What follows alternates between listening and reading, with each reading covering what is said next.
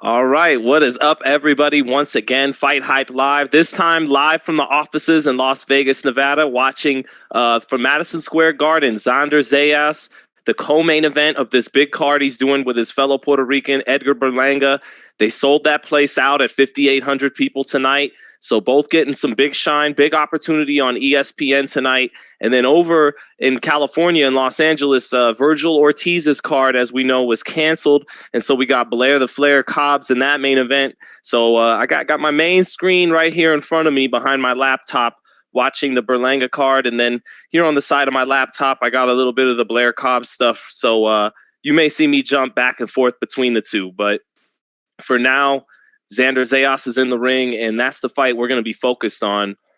And Berlanga is the main event tonight. He's already a pretty good ticket seller, pretty damn good for where he's at in his career, filling up the Hulu Theater. There's world champions who can't do that.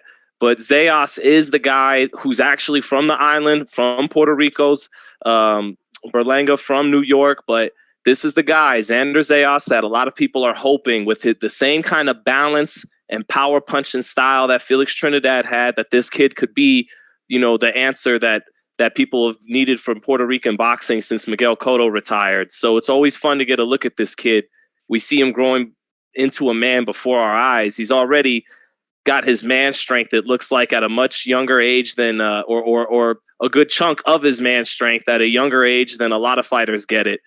But I actually covered this kid's professional debut in Reno when Shakur Stevenson beat Joet Gonzalez, and he was only 17, wasn't finished with high school yet. But so here's Xander Zayas bouncing around, smiling, big smile, very marketable kid, just 19 years old, still already 12-0.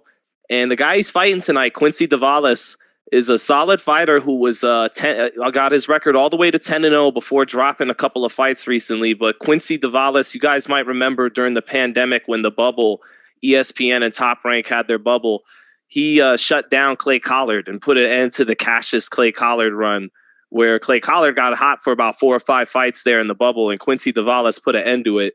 So a solid fight for 19-year-old Xander Zayas right here. Quincy Devalus 12-2, Zayas 12-0.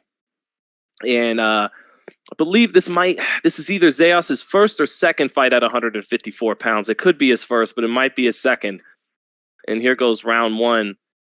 And immediately Devalus kind of cornered by Zayas. Zayas getting him in the corner immediately, using some effective ring generalship there, cutting the ring off in the first 10 seconds already. But Zayas, good balance, good punching power, heavy-handed in both hands, big kid, strong kid, questions about his hand speed, but arguably was the prospect of the year last year. And he has a great demeanor, great humble mentality and approach to the sport. And there's really high hopes for this kid. So he's starting off now with the jab, gets in, takes a little something off the fastball and lands a left uppercut. Didn't throw it with full power there, but got it in.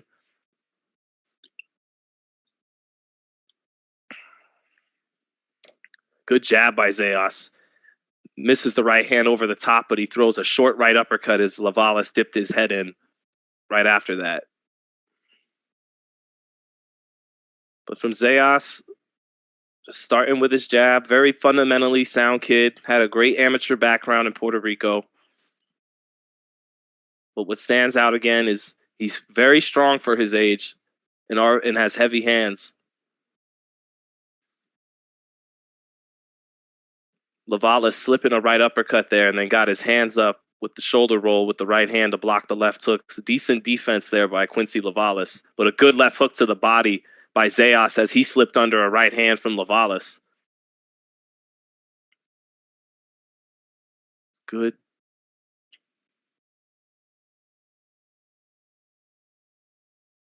Devalus got some pink trunks on tonight. Blue trim with some white fur along the sides. Giving Zayas some good defensive looks here. Not able to get anything going offensively, but Zayas not taking off upstairs like he likes to usually, but good left hook with Devalus along the ropes. Devalus almost ran Zayas into a right hand there, but Zayas had his hands up to catch it. And that's being fundamentally sound. But Zayas at times is lowering that left hand as he walks in.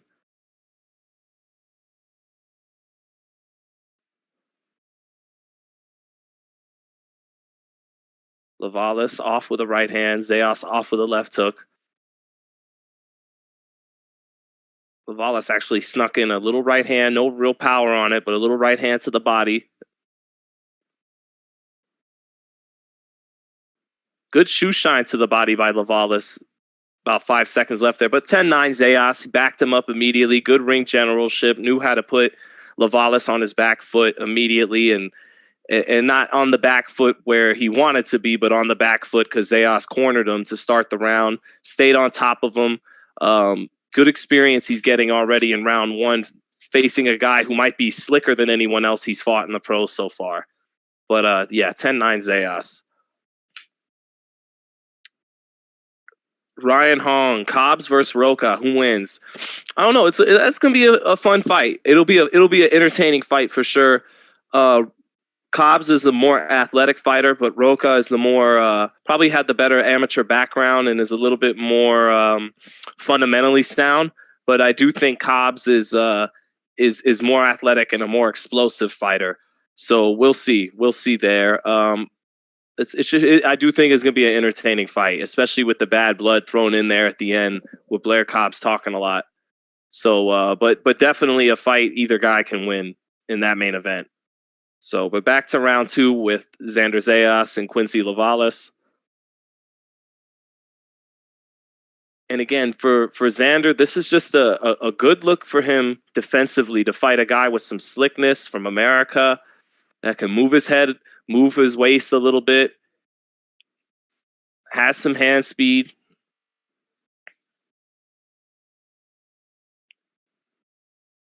And that's what Devalus is doing right now. A lot of upper body movement, but his right hand he's throwing, he's winging it. And Zayas is being very defensively responsible himself. He's not getting caught with anything coming in so far. Staying patient behind his jab. He might want to just go ahead and go to the body more, though, with this Devalus. The best shot he landed in round one was a left hook to the body, and he has a very good left hook to the body. That's a very professional punch. Good left hook to the body, right as I said it. The two were exchanging here about a minute left or a minute into round two. Both were going to the body, but Zayas with the heavier hands, and then eventually, instead of just exchanging, he placed a nice left hook to the body, and that got the crowd going here in the Garden. Devalus slipping the headshots up top after getting caught on the ropes with a body shot. He hasn't been able to get off the ropes after that body shot. Winging right hand by Zayas has Devalus hurt a little bit. Devalus ducking his head, not looking at the punches, just ducking his head around to get out of the way. Some of these right hands are getting in for Zayas. Devalus slipping a lot of them, but getting hit by some and does a little shimmy with his shoulders, but he's been pinned on the ropes for, good jab to the body and a right hand over the top. Left hook to the body for Zayas. Landing the thunder now. Good right hand, left hook by Zayas. Devalus just laying on the ropes, trying to slip everything defensively, not throwing much back. Gets hit with the right hand as he tries to open up. Zayas not letting Devalus out of there. Left hook, right hand by Zayas. And then another left hook. Devalus along the ropes getting pummeled with left hooks and right hands.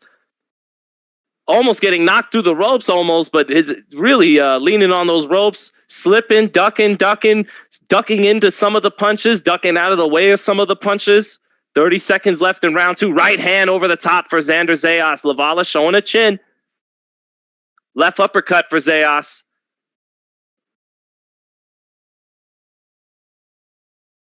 $20 seconds left now. Devalus taking about a minute and a half of punishment along the ropes, stuck in one spot. And again, I think Zayas is better served just letting that thunder go down to the body. Because while this guy is slipping and slipping, he doesn't even know which direction he's slipping in sometimes. But the head moves, but the body doesn't. Good stuff for Xander Zayas. And this guy has really given him a good experience through 2 rounds in terms of just giving him a look at a good defensive look. He's not any threat offensively, really. Not skilled enough those right hands he's winging aren't skilled enough to really walk this kid into or something. He's not sophisticated enough for that, but defensively, he's getting out of the way of some of these power shots and making Zayas have to, expend energy, learn the right kind of punches to throw, learn the right punch selection. You see it here on a replay, left uppercut, right hand. There it is, left uppercut, right hand up top for Xander Zayas. But I again, me just playing Teddy Atlas here, I'm thinking while that guy's doing all that slipping along the ropes, just put in that hard left hook to the body that we knew Felix Trinidad and Miguel Cotto had. And you see it from Zayas when he throws it. But that's a very professional punch. That's a very, that's timing and placing a shot. And 19 years old, that's a very professional shot to still be working on. All right, round 3. 54-7 connect difference in round 2. 54 punches landed for Xander Zayas last round, only 7 for Devalus, and Xander threw almost 100 punches that round. So that's what I mean. This defensive look is giving him a look at, okay, in the future against guys who will be able to make you pay if you open up with that many, which punches do you want to select? And I guess that's what they call punch selection going forward. Zayas missing a right uppercut and a left hook. Devalus dipping underneath that. Again, it might want to start downstairs and then bring it upstairs, but he's in there, not me. Good jab by Zayas there.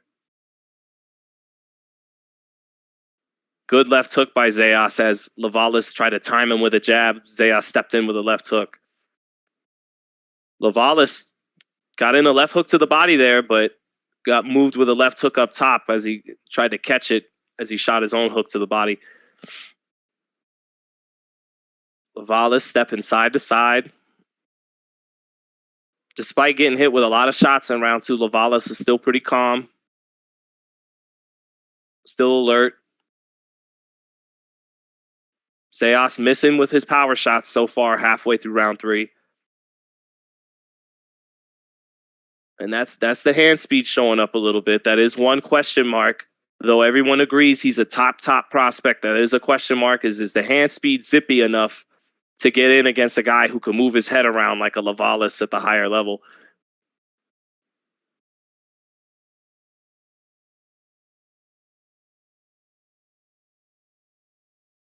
Good body shot by Zayas there. Got underneath the right hand by Devalus and stuck in a right hand to the body. And Devalus hasn't offered too much offensively because Zayas has put him on the back foot immediately from the first round and has controlled the real estate in the ring. But Zayas hasn't really been hit with nothing in this fight. He's been very defensively sound and responsible.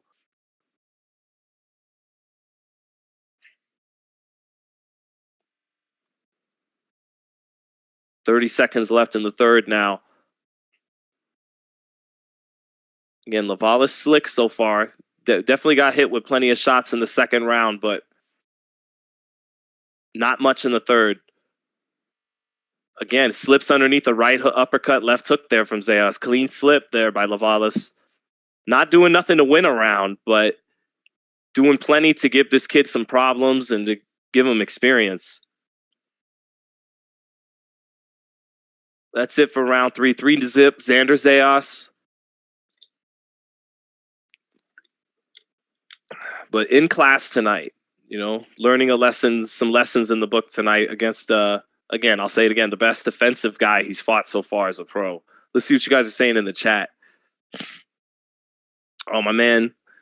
Okay, the boss let me know. Ring walks for Rocha Cobbs starting, so I'll be on top of that, everybody. We are going to switch over when that main event. Oh, I see Blair now getting introduced. Do you think Bivol is a harder fight than Beterbiev for Canelo? No way. I don't think either guy beats Canelo.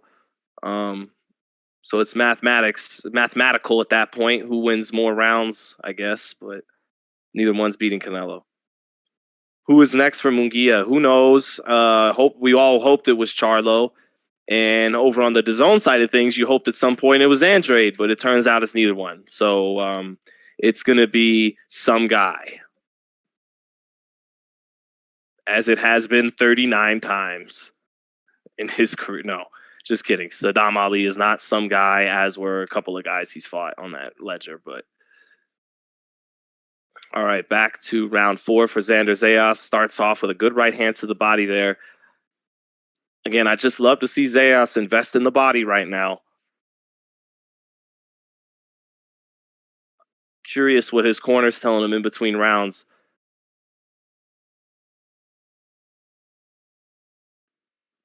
Almost checked Devalus with a good hook there. Took a slight step back and almost got him with a nice check hook there, did Xander Zayas, but just off. Devalus getting away from those right hands along the ropes right now. Oh, good check left hook by Zayas. Yep, he tried that just a second ago, and this time it worked. Good check left hook, knocked the sweat off of Devalus's head. And if you're at home wondering, well, Devalus, why don't you step up and try something? It's because this kid Zayas is a little more crafty than he seems just because he's fighting on the front foot. The minute Devalus tried to step forward there, Zayas had a nice check hook waiting for him.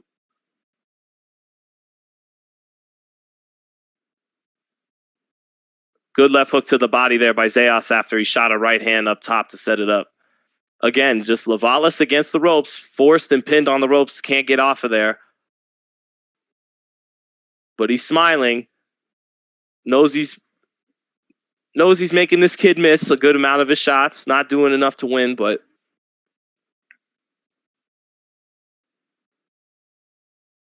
Zayas taking a step back here. Turns Devalus. All right.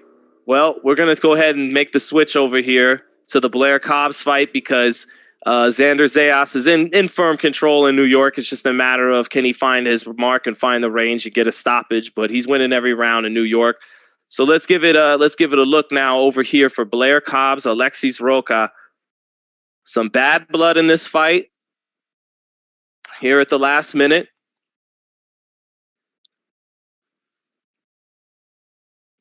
Cobbs with the explosiveness, with the talent, maybe, well, you know, both talented fighters to be at this level of the fight game, but Cobbs, the more talented guy, the faster, more athletic fighter.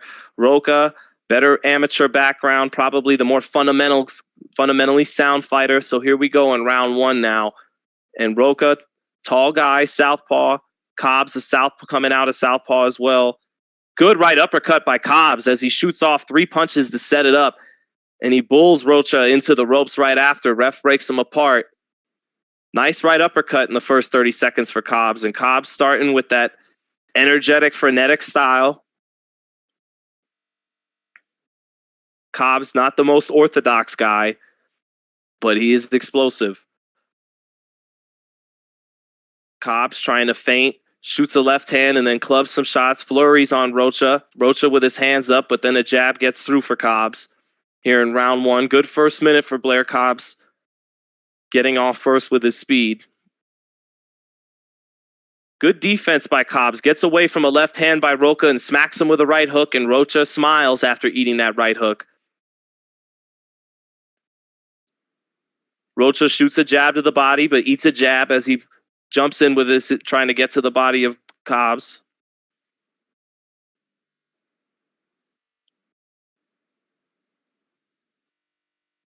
Cobbs using his shoulder to, Cobbs there using his shoulder on Rocha to push him off and then hit him with the left. Body work by Cobbs. Cobbs looking good so far here in round 1. Looking the best he's looked so far as a pro. He knows that he's got that headliner opportunity he's been waiting for. He's had to fight on all these Golden Boy cards, as sometimes not even televised. Good body work by Cobbs on the inside and slips his head around. Cobbs fighting with some intent here in first round. Cobbs slips the jab, some shoulder rolling by Cobbs, and then a nice hard straight left hand as he takes a slight step back in the clinch now with Rocha. Ref separates him center ring. Very decisive first 2 minutes here for Blair Cobbs, looking sharp and fast. And his punches having some good pop on him early on. Cobbs not a puncher, but 11 knockouts and 15 wins. Has some pop.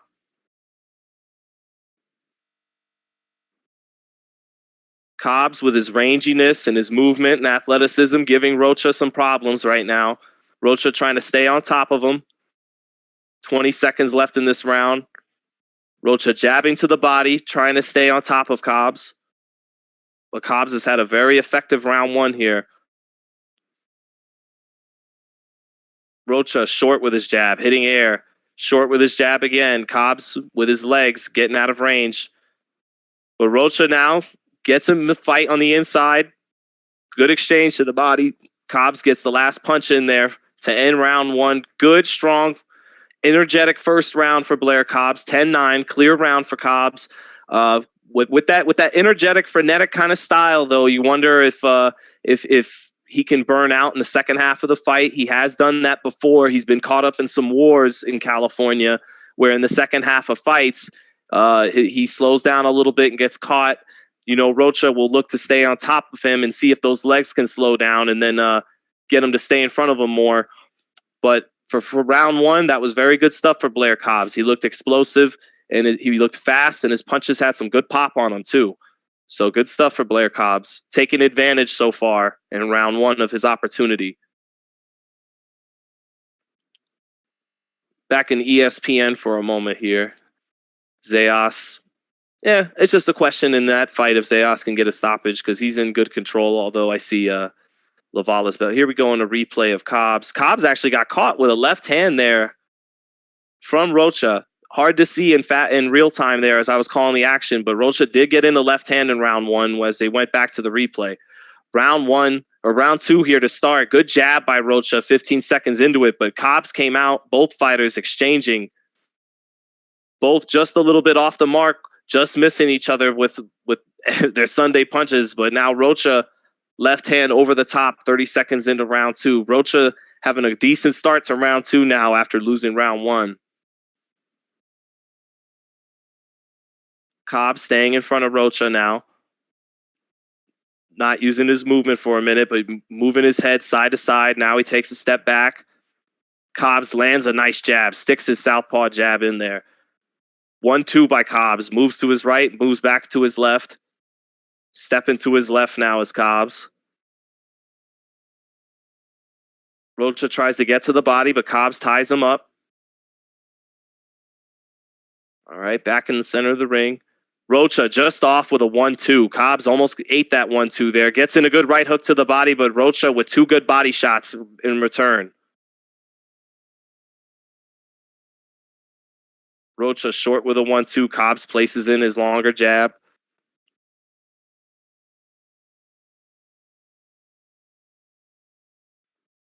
All right. Rocha able to get in a little bit of work with his free hand there in the clinch to the body.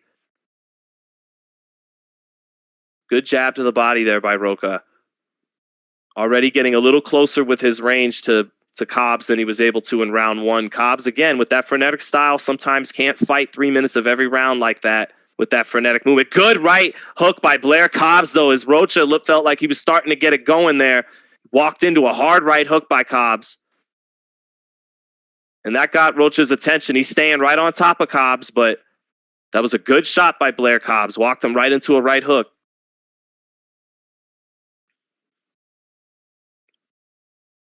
That may have gotten Rocha's respect. It does for the time being. Rocha took a slight step back now here in the center of the ring.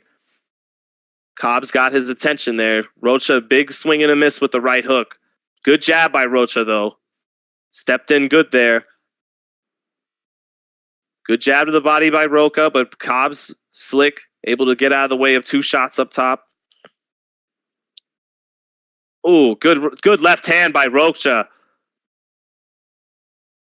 And he smiles at Cobbs after hitting him with that left hand. Good jab by Rocha. Last 10 seconds here.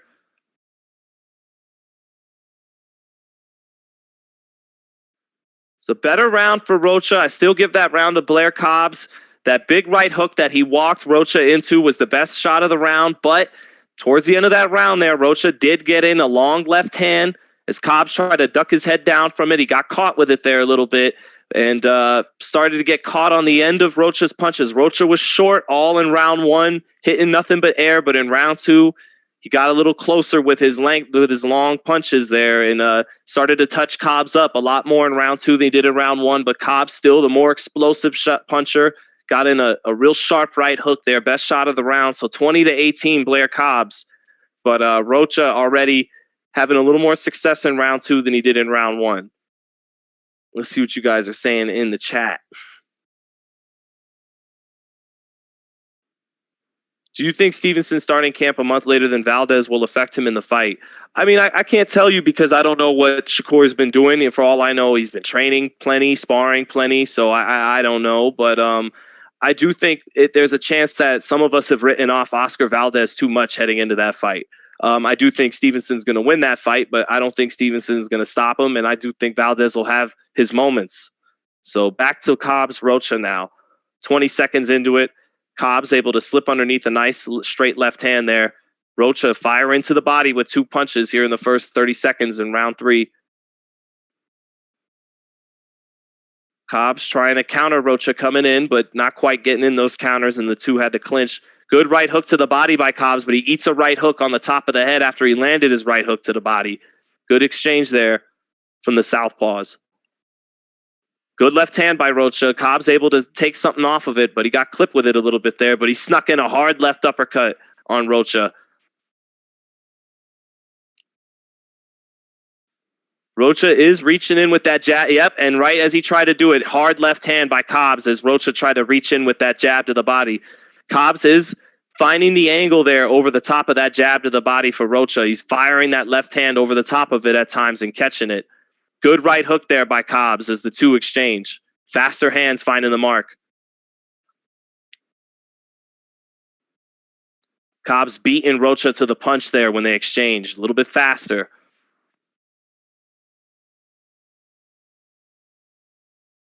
More zip on his punches. Good right hook again by Cobbs. Cobbs just off with a left uppercut. Almost starting to get some good angles in on Rocha now as Rocha kind of starting to plot in, just walk in through that front door. And Cobbs might be starting to find, yep, there it is. Straight left hand for Cobbs as Rocha comes in. But there's angles there as Rocha walks in through the front door with his attack that Cobbs is starting to find and shooting over the top of. Cobbs having a good round here.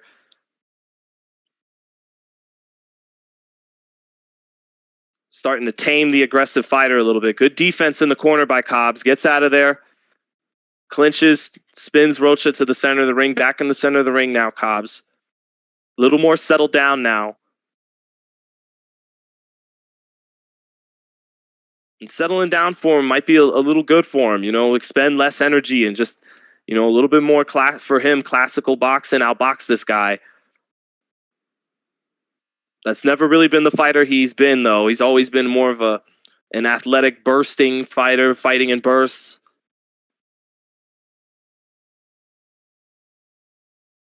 Ten seconds left. Cobbs really able to neutralize Rocha that round, outboxed him that round. And when the two exchange, got his sharper, zippier puncher, got his in first. 3-zip Blair Cobbs. But good job with that round by Cobbs of slowing the fight down. Rocha bleeding right there above his right eyelid. We'll see in the replay if that was from, I believe that was from a headbutt.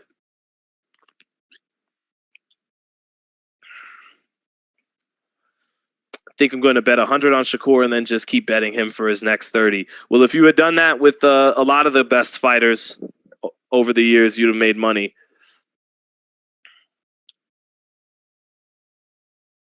So there on that replay, actually, here we go.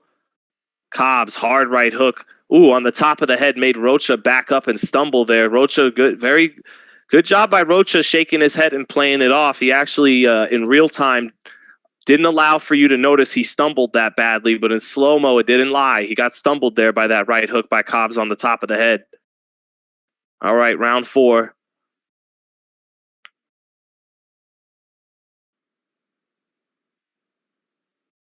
This has been a solid performance so far for Cobbs. Good defense there by Cobbs to start round 4, but a little wild with his counter as he came up after dipping his head down to get away from the shots.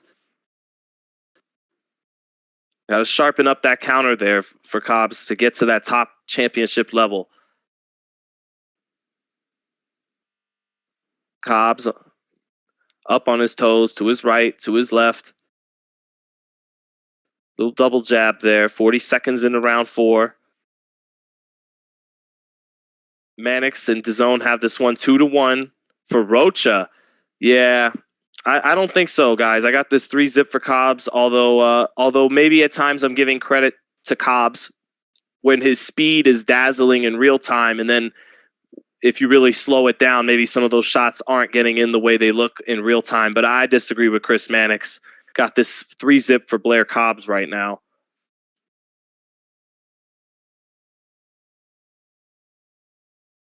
Cobbs, wild right hook, almost got clipped there, but got out of the way of it. Both fighters getting out of the way of that shot. Short left hand by Cobbs as he used the shoulder to get out of close range. That little nudge and fire. Good right hook there by Rocha. Cobbs getting a little wild this round, looping his punches a little bit too much right now. And at times, moving his head with his hands at his waist.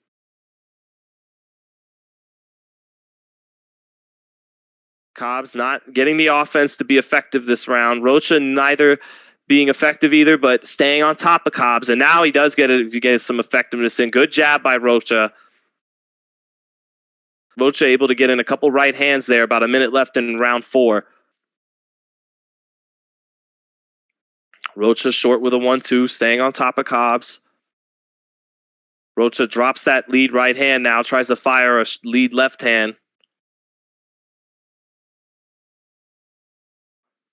Rocha working the body in the clinch. Cobbs backs him up to the ropes. Now center of the ring. Ref breaks him apart. 30 seconds left in the 4th. This feels like a Rocha round now. Cobbs' output not good in the 4th. And he's got to do better than that, being that it's a 10-round fight. He shouldn't have lull rounds with his activity. If you want to fight with the Errol Spences of the world, that's a guy who could throw 70 to 80 punches for 12 rounds. He is not taking a break in the 4th round with his activity in a 10-round fight.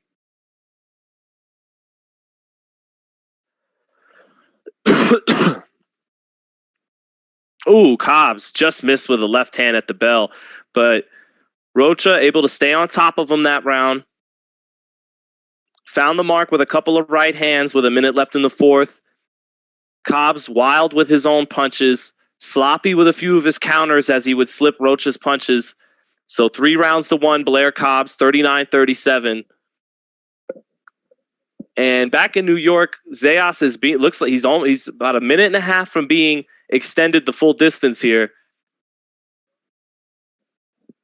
Here on the replay, actually, Cobbs able to get in a hard 2-piece, but a good body shot by Rocha on the next replay, but good jab by Rocha there on the replay. Yep, 39-37, Blair Cobbs on the FightHype card. Let's see.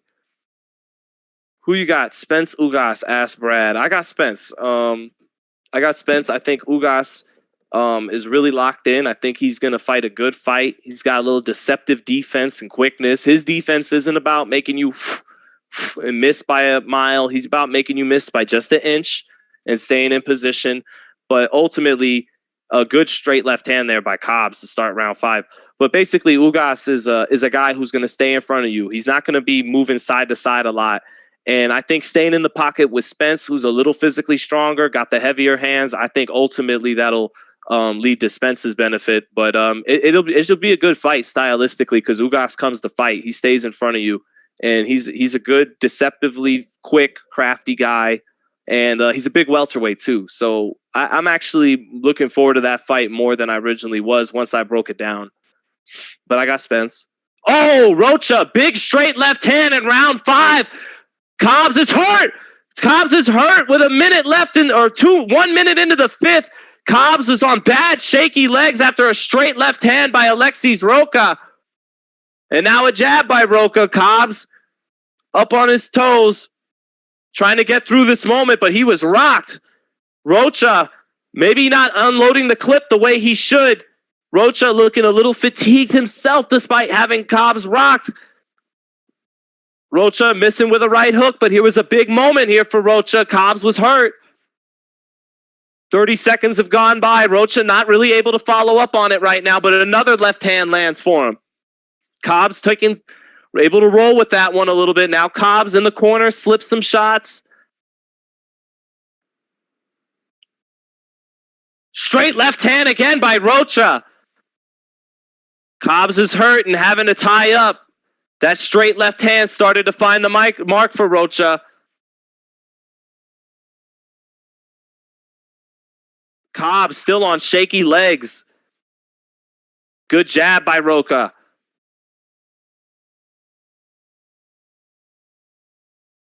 $50 seconds left in the fifth. Cobbs still on shaky ground. Ties up. Rocha not getting off the combination punching you want to see, although Cobbs with his movement, getting out of range, making it hard for him to deliver those combinations, but... Oh, straight left again by Rocha. That jab to the body, he stuck to it all night, and it set it up, over the left hand over the top. Good job by Rocha, sticking to the game plan. Good jab by Rocha. Big round for Alexis Rocha, and Cobbs going to have to make an adjustment here. Cobbs slowing down after that athletic start. Ooh, big miss, winging left hand by Cobbs there. Rocha a little tired too, though, so got that 3 rounds to 2 for Cobbs now, but that was easily the most decisive round of the fight in round 5 by Alexis Rocha. About a minute left in the fifth, and he got absolutely smashed with a straight left hand, knocked his jaw right in place and knocked the sweat off his head. But Cobbs showing the toughness, staying on his feet, but got hit with about 3 or 4 more left hands just like that in the round. Oh, look at that replay if you guys are watching at home. What a straight left hand. If you guys aren't watching at home, Rocha been working a jab to the body all night, even ate some counters as he kept sticking his jab to the body in, but eventually it set up a straight left hand over the top that really nailed Cobbs and knocked the sweat off and sent his chin flying from one direction to the other. Let's see. All right, round 6. Is Rocha's conditioning going to let him down here, or can he follow up? Can he put his foot on the gas? Good start to round 6 for Rocha. Left hand and a right hook. Cobbs had straight left hand for Rocha. Cobbs not finding any answers right now defensively for that left hand. He's a guy who relies on his athleticism and keeps his hands down. Oh, left hand again for Rocha. Rocha sometimes punching in combination to walk Cobbs, to throw in the punches to move Cobbs' head in the right spot to then land the straight left hand. But Rocha has all the momentum right now. Cobbs is going to have to walk him into something. Going to have to hit him back with something hard because he's already got rocked with a good left hand in the first minute of round 6. Cobbs up on his feet, bouncing up and down, expending a lot of energy in just the kind of style he fights in. Cobbs bouncing to his right. Rocha steps in with a nice right uppercut, left hand combo, but Cobbs gets out of the way. Cobbs is still dangerous. Still a dangerous fighter, still unpredictable and a little explosive. So Rocha has to stay on his P's and Q's here, even though he's starting to gain some control.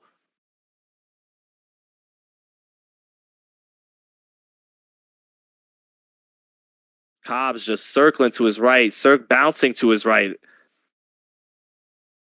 Rocha short with a left hand to the body.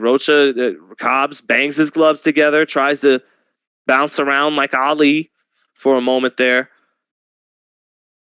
Hands at his waist, slips a 1-2 by Rocha, but very precarious positioning with his hands. Good left hand by Cobbs there, but Rocha took it fine.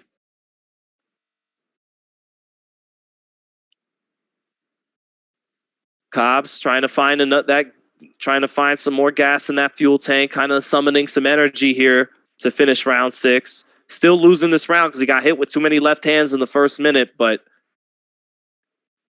he's steadying himself a little bit here. I don't know if that's the right word for the kind of way he bounces up and down. I don't know if he's ever steady on his legs when he fights Blair Cobbs, but Rocha a little frustrated, waves his hands on the side, but he's won this round. Cobbs tries to tag him with a check right hook as Rocha comes in with the left hand that he's kept rocking him with. Good jab for Rocha. Couple seconds left. And that's it for round 6. 3 rounds to 3. Last 2 rounds to Rocha. Last 3 rounds to Rocha. I scored the first 3 for Blair Cobbs. Scored the last 3 for Alexis Rocha. Not terribly surprised to see where this fight has headed. Like I said, after Cobbs got off to that good start early on, it's the question of, can he sustain that 3 minutes for 10 rounds? He can do it in bursts, but that kind of frenetic, constant bouncing up style he has, there's some wasted movement in there. And I think it expends a lot of energy for Cobbs. And he's not the kind of guy who gets to fight 4 or 5 times a year and be active enough to get his conditioning all the way up to 100% if he's going to be fighting in an energetic Sean Porter, Manny Pacquiao kind of constant bouncing, constant movement style. So in his current state, he can do it in spurts. So when he's able to summon that energy, he's still dangerous in there. But when he's not, Rocha, better fundamentals, keep stepping to him, and is finding more and more success as this fight goes on. So round 7 now. Got this tied up at 3 apiece. Cobbs just off with a counter left hand. Rocha waving his hands. You can feel the bad blood here a little bit.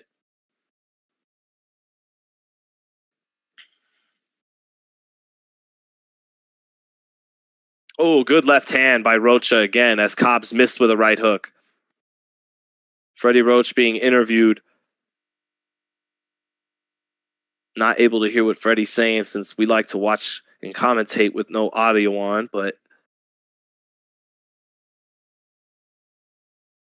his guy is on the verge of getting this fight away from him. I had him up 3-zip, but he's been hit with a left hand already in the first minute here in round 7. He loses this round. He loses the early lead he built up on the card. Rocha short with 2 jabs, but a nice sharp jab as he steps in with it. Cobbs at times, chin exposed up in the air when he jabs.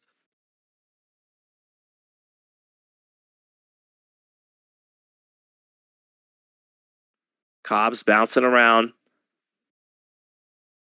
expending a lot of energy just with his movement without even punching. Center ring. Rocha steps in with 2 sharp jabs, with Cobbs using his athleticism to back away from it. Cobbs has got to find the offense here. He's got to get back and take some chances. I think Rocha has made him a little more weary of jumping in and out with his punches after timing him with some of those left hands, but he's got to let his hands go now, does Cobbs. Cobbs short with his jab. Good body shot there by Rocha to get in the clinch. Now they're out of the clinch, back in the center of the ring. Good jab by Rocha as Cobbs stepped in. Stepped right into Rocha's jab. Now they're talking a little shit to each other. Good left hand by Cobbs as Rocha getting a little... Rocha in the 7th round, energy a little low, dropped his right hand and ate a left hand over the top by Cobbs for doing it, but a good body shot right back by Rocha after he ate that left hand.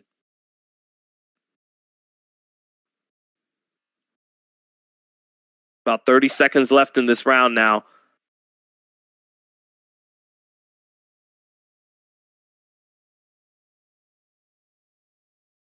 Good right hook by Rocha on the inside there. Good jab as Cobbs by Rocha as well, as Cobbs tries to back his way out of that exchange. Rocha about to take this round. About 10 seconds left. Cobbs talking, smiling, sticking his tongue out, but not throwing punches to end this 7th round. Big smiles like, oh, good left hand right there at the bell by Cobbs, and then he sticks his tongue out. Bernard Hopkins stands up as if to say, there you go. Yes, do that. So a good left hand at the bell by Blair Cobbs, but I kind of a close round, but I felt the cleanest punch of the round actually came in the first minute. Sometimes judges forget what happens in that first minute, but in that first minute, Rocha nailed him with a good left hand. I got Rocha ahead 4 rounds to 3, 67-66. Let's look at the replays here. Yeah, and that was a good left hand by Cobbs. That was the first swing round of the fight, in my opinion, was round 7. On the replays, they're showing Cobbs' left hands. He threw a couple of good left hands there. And I think Bernard Hopkins stood up because that's something he used to do with his right hand. So let's see what you guys got in the chat. Is Berlanga fighting right now? No, not yet. We're going to switch over to Berlanga when that fight starts. So, all right, round 8 for Cobbs and Rocha. This one could be 4 rounds to 3 either way, in my opinion. Round 7 was close. Rocha got in a good left hand, but Cobbs got in 2 good left hands in the second half of the round. Maybe Cobbs did win that one after all. 4 rounds to 3 either way. Here we are in round 8. Cobbs getting caught there with the left hand with his hands down. Both guys opening up. Cobbs trying to back out of the exchange once he was done punching and got caught with a left hand as he tried to get out of there with his hands down. Chris Mannix has this fight 5 rounds to 2 for Alexis Rocha. I think that's a little bit much, but I think this fight could even be 4 rounds to 3 for Blair Cobbs. But might have this. I probably got this 4-3 for Alexis Rocha.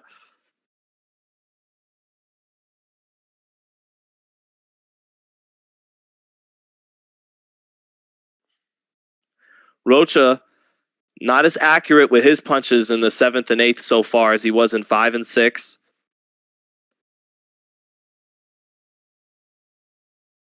Oh, good left hand by Rocha there, though. Knocks Blair into the ropes. Right hook drops Blair Cobbs. Right hook drops Blair Cobbs. He tried to slip the combination punching of Rocha, but didn't have his eyes up. Was just moving his head around kind of radically there and got caught with a right hook right there in the corner. Cobbs, again, when he gets caught, it's really eye-catching and spectacular with his hair. Gets rocked around everywhere. Cobbs now trying to survive through this 8th round, but that was a hard right hook that dropped him. Cobbs, can he get through this? He got through the 5th and the 6th when he was rocked. I don't know if he can get through this.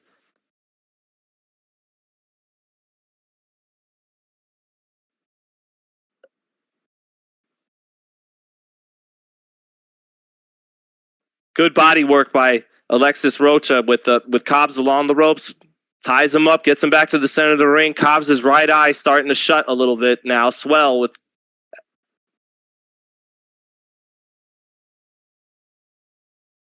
And you heard me earlier in this fight say when that energy dips down with that frenetic style, is he going to be able, and Rocha gets him to stay in front of him, he might be in trouble. And you saw it on that right hook there.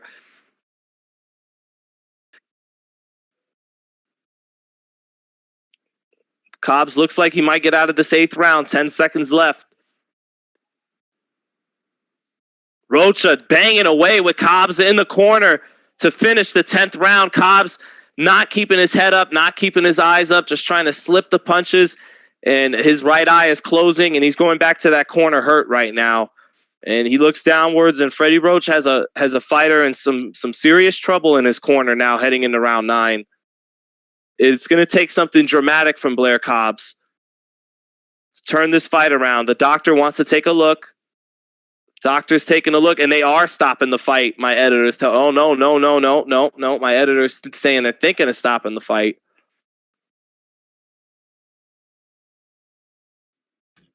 Freddie Roach told him he was going to stop the fight if he didn't show him Freddie something. Roach is telling Blair Cobbs, thank you, Ben. Freddie Roach is telling Blair Cobbs in the corner, if you don't show me something, I'm stopping the fight. And that's the right call because Cobbs went back to his corner in bad shape there. And fighters get hurt, particularly get brain damage when they're exhausted. And Cobbs could be closing in on exhaustion here in these last 2 rounds. And when you could see a lot of sweat on his body. When a lot of liquid starts to leave the body, that's when the brain gets dehydrated, and that's when brain damage can happen in the later rounds. So Freddie Roach knows that and is keeping a close eye on Blair Cobbs. He wants to see something explosive in round 9, or else he's going to stop this fight. He knows Cobbs is an explosive guy. So he wants to at least give him this chance to maybe explode with a right hook, explode with a left hand. Let's see what happens here in round 9. On some cards, Cobbs may need just to win these last 2 rounds to somehow actually still have a chance of winning the decision. But let's see what he can make happen here. Cobbs just not a fundamentally sound fighter. He's gotten this far in large part because he's an athletic guy. Rocha banging away with a left hand. Right hook by Rocha knocks. Oh, this looks like this to be the end. Right hook, left hand, right hook, left hand, right hook, body shots, right hook, left hand, and that is it. A right hand, left hook barrage, a 20-punch barrage by Alexis Rocha, and that is it for Blair the Flair Cobbs. His undefeated record comes to an end. Now 15-1. Alexis Rocha now 19-1. A good fighter. A guy whose only loss was to Speedy Rashidi Ellis, who himself deserves some opportunities in the welterweight division. I think Ellis's stock goes up tonight after what we saw Alexis Rocha do. But good performance by Alexis Rocha. That stoppage for Rocha was really a story of superior fundamentals against superior athleticism. Athleticism and talent can take you to a point. It can take you so far, and it took Blair to a certain point in the fight. It got him off to an early lead, in my opinion. It got him off to a 3 rounds to zip lead. But that speed and athleticism allowed him to get off first. But over time, the schooling and the fundamentals and being more technically sound for Rocha, it overwhelmed and overcame that athleticism of Blair Cobbs. So that was the story of this fight. That was the question heading into this fight. Was it going to be the superior amateur background and the fundamentals of Alexis Rocha, or was it going to be the superior athleticism and speed of Blair Cobbs? But the fundamentals and the schooling won out tonight, and they usually do. If it's one guy with the better skills and fundamentals against the better talent, usually that side's going to win out, but not always. But tonight it was Alexis Rocha, and my interactions with Rocha, we've interviewed him a few times here on FightHype, and he seems like a very down-to-earth kind of guy. I won't be surprised to see him put to bed any bad blood here in this post-fight with Cobbs. And Cobbs, I really think a lot of the shit Cobbs was talking was promotion. I don't really think he has any, even to a degree, what he was saying against Errol Spence. That was some heavy, deep shit he said about Spence. But the guy wanted to be recognized. He wanted an opportunity, and he got it. And wasn't able to deliver tonight. But Cobbs showed at the heart he always showed. But just not a technically sound guy, not a fundamentally sound guy by any means. And his athleticism got him as far as it could go tonight in his career.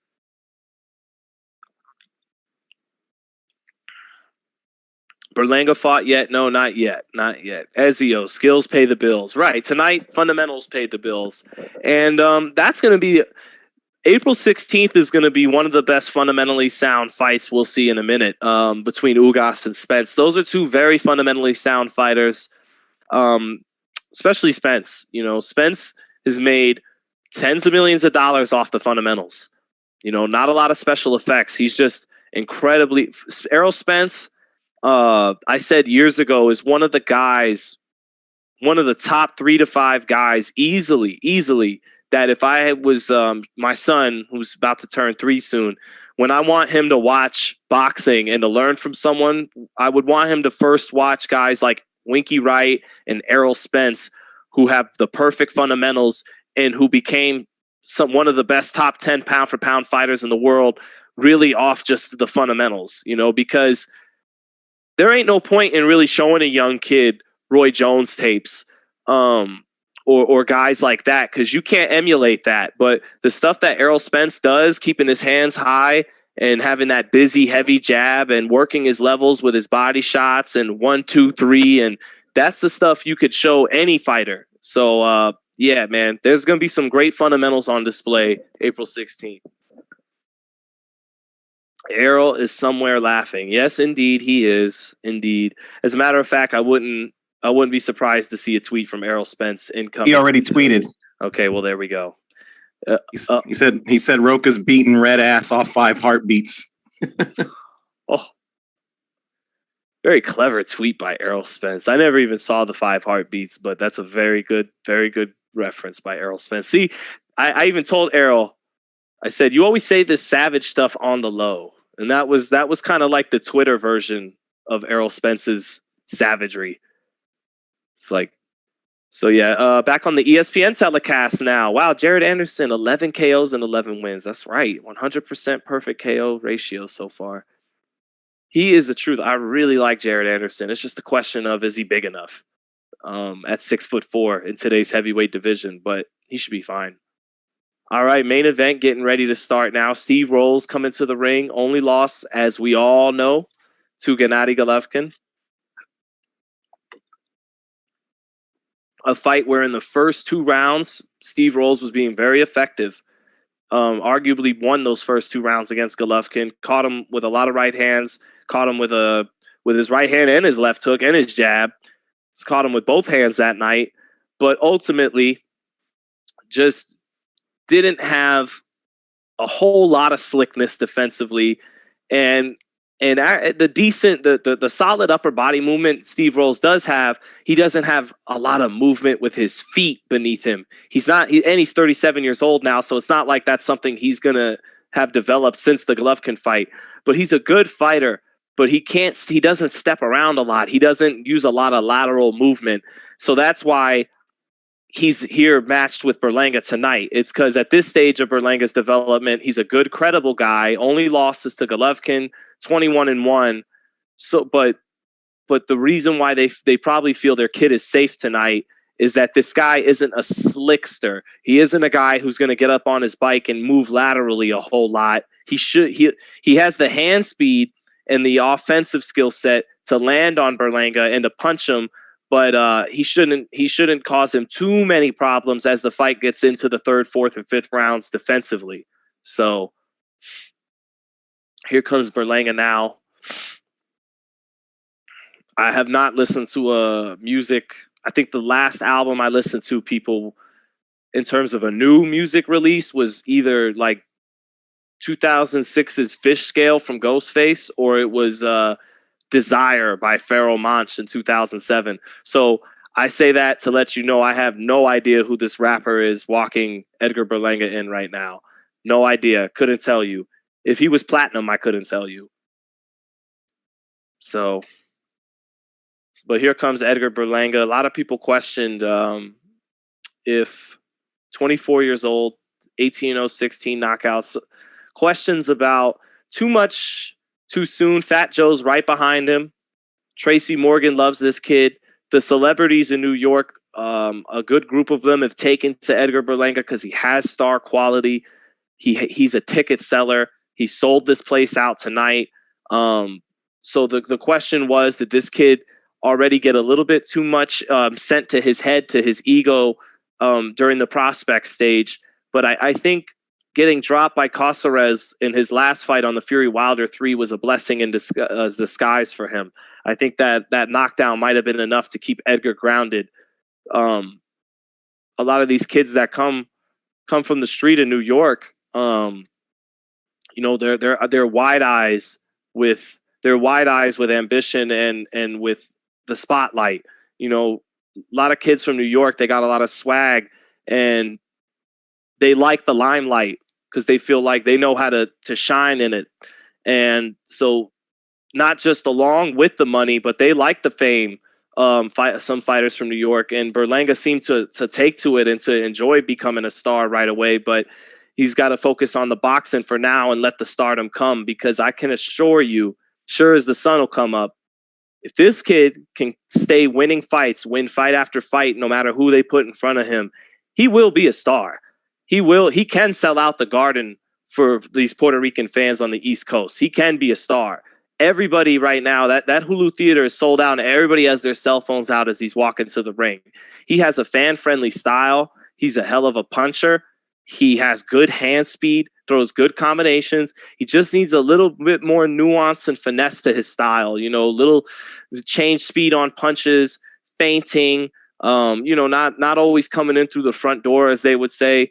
But the big stuff, the foundation, his combinations, the power in both hands, the good speed, the good balance coming forward. He's really got a really good foundation. Although there is questions about the chin going back to the amateurs, but if this kid can continue to develop and get better, and if he wins his fights, he's one of the rare guys we have in today's sport that could really be a star, that can really move the needle for the sport.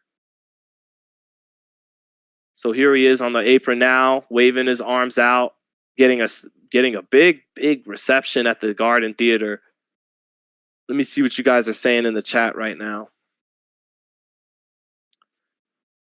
What are your thoughts on Colbert? I thought Colbert, unfortunately, really dropped the ball against Hector Luis Garcia, wasn't competitive in that fight, and was just off in every, the hand speed was still there. He even in losing almost every round to Hector Luis Garcia, the moments he opened up with just the raw hand speed, he might be the fastest guy still in the world at 130, but just I don't know, man. That is still his attribute. He's still fast, and I still think he's a better fighter than he showed against Hector Luis Garcia. But man, did he really drop the ball in his first big opportunity? And now the spotlight shifts to the next kid from Brooklyn, like a Shushu Carrington.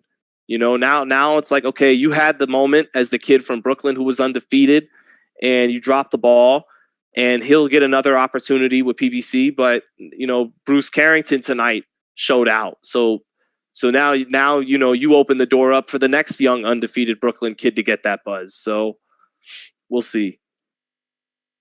Berlanga is just another James Kirkland. No. Kirkland wasn't the.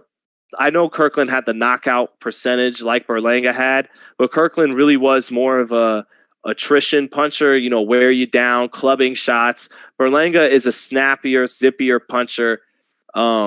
He has faster hands. He's a super middleweight, and Kirkland was a 154, and Berlanga has faster hands at 68 than Kirkland did at 54. He's just a sharper, snappier puncher than Kirkland ever was. I think Berlanga has more upside than Kirkland did. But Kirkland, though he didn't have a granite chin, he had balls. He was a dog. He was a dog. And if Kirkland did have an iron chin, he would have been a problem, even as rough around the edges as he was technically, and even though he was slow and plodding, he was relentless. But I think Berlanga has definitely the foundation to be a better fighter than James Kirkland ever was. Yo, how you get the platinum Pac plaque? Oh, you noticed that, the Tupac plaque. Yeah, that was the 2011, the 15th anniversary of his death. They did a limited edition plaque thing, and my wife got it for me because that's my favorite musician right there, Tupac. So appreciate you noticing that. So, yep, Berlanga getting his Mark Chinook doing his best Michael Buffer impersonation, giving Berlanga a champion's introduction. Even though obviously this is not for a title fight, this is not a title eliminator. This is really just a top prospect, Top Rank has, putting the final touches on the prospect stage and sending him into the transition stage of the contender now, where we're now a fight or two away from top 10 guys. Rolls is more of a fringe top 10 guy, probably top 15.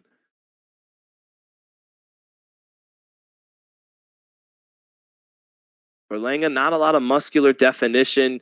Some guys, that's just your body type, in solid shape, but would almost like to see a little bit more tone and definition from Berlanga. But then again, that shit hasn't mattered for many a fighter. And he's in plenty good shape. He's not soft at all. All right, round one. Here we go. Rolls starting off, stepping to his left. Again, Rolls has some fast hands. Very, very competent offensive fighter. And he's actually out using his feet a little bit more than he did in the Golovkin fight to start. But it's round one. Let's see if those 37 legs can really move all night and step around all night. But good jab to start by Rolls to the body.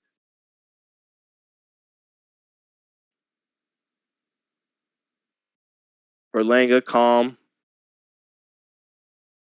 Starts with his jab. Rolls able to catch it. Rolls sticks in his jab. Long jab. Now a good jab by Berlanga knocks Rolls' head up. Berlanga catching Rolls a little bit with a left hand as Rolls shot a right hand to the body. See what I mean right there? Berlanga a little quicker on that counter left hand than Rolls might have expected because this kid is a puncher, but his hands are not slow, Edgar Berlanga. Not a super fast guy, but he's got enough speed. Good jab by Berlanga as he parried Rolls coming in.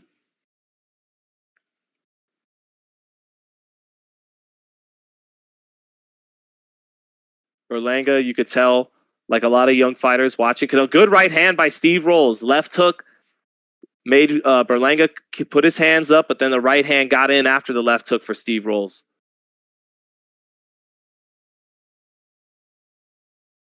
Rolls using more movement in round one than he did when he fought Golovkin. Probably knows tonight, going back and watching that film, I have to be more mobile. I can't stay in front of these punchers for too long.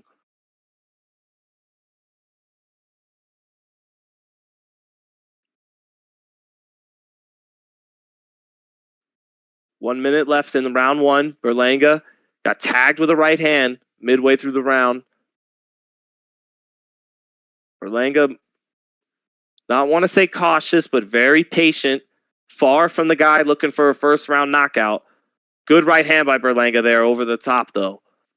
40 seconds left. Good right hand a moment ago by Berlanga. Rolls shoots in a right hand to the body. Berlanga moving Rolls back with a jab.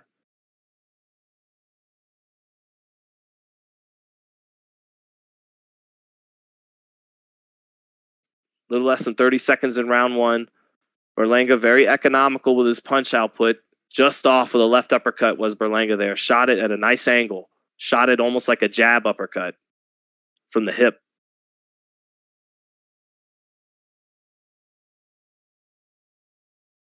Ten seconds left. Good left hook and then a right hand over the top by Berlanga. Enough to take him in round one. It's a bit of a scratch and sniff round one there.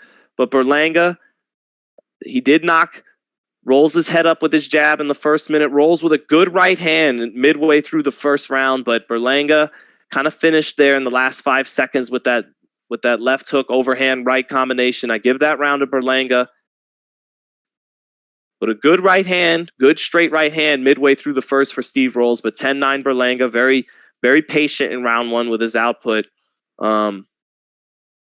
Rhythmically, you could tell Berlanga watches a guy like Canelo. A lot of young guys do. You could just tell by the way he's holding his hands and coming forward patiently with a little rhythm to his coming forward that you could tell he's watching Canelo Alvarez. I even asked him that back in last October before Fury Wilder, and he said he does.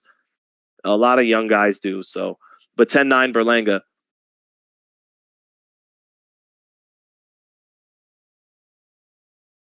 Top rank knows matchmaking for sure. Absolutely, Brad. All right, round two. Let's see if Berlanga steps into range a little bit more here. Rolls, jabbing to the body, and Berlanga calmly bats down the jab to the body. Now Berlanga steps in with the right hand. Rolls, ties up.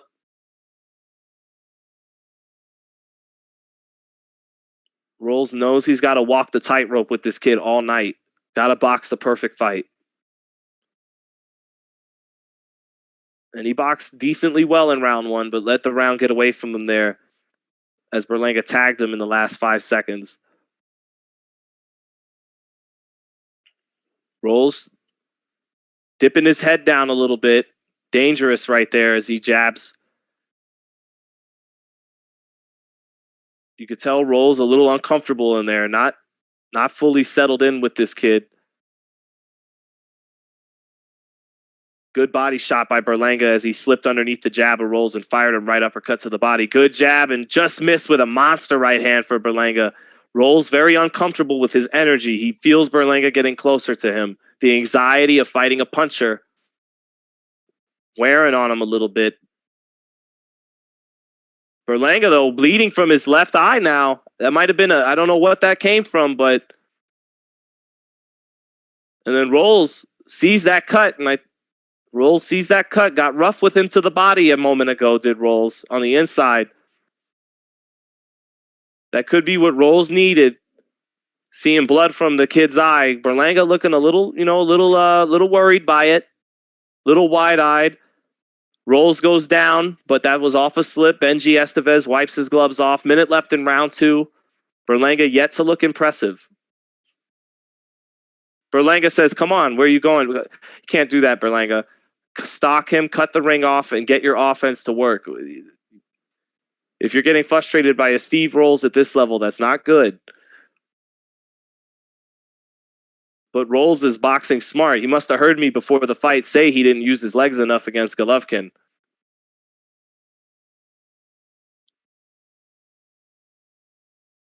Rolls doing a decent job frustrating this kid in round 2. Got a little rough with his head there, and Berlanga gets angry, shoots a 1-2 and misses. Good right hand by Steve Rolls. Straight right hand by Steve Rolls. And this is now Steve Rolls' round. Settling in a little bit now. Berlanga with the cut. Rolls got a little rough with his head on the inside, and that pissed Berlanga off. He shot in a 1-2, missed, reached with it, and that made Rolls come right back with a stinging straight right hand. That was Steve Rolls' round. 1-1, 19-19 through 2.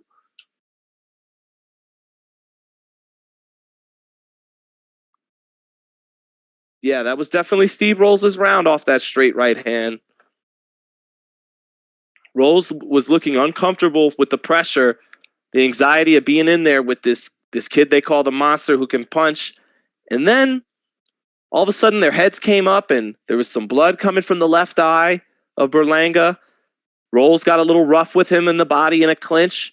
And then I could see Rolls look at the blood in Berlanga, and it settled him down a little bit. And then he got rough in another clinch. It kind of nudged his head in on Berlanga in the clinch, and it made Berlanga pissed off. And he got out of the clinch, shot a 1-2, missed it, and then Rolls stepped right back in, straight right hand, and that got him the round.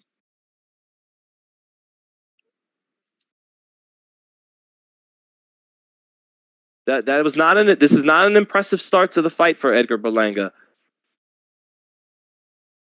Not finding the mark, not stepping in with his jab, not able to find his range just yet. And that was an elbow by Steve Rolls that caused a cut. Here on the replay, we see it was Steve Rolls missed the jab, and then his left elbow caught Berlanga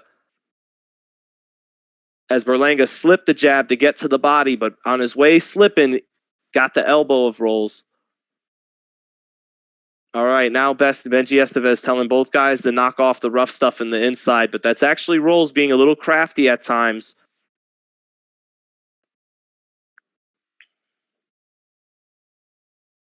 Berlanga just short with an uppercut. Rolls sometimes, when he tries to fire to the body, he'll duck his head down and not keep his head up.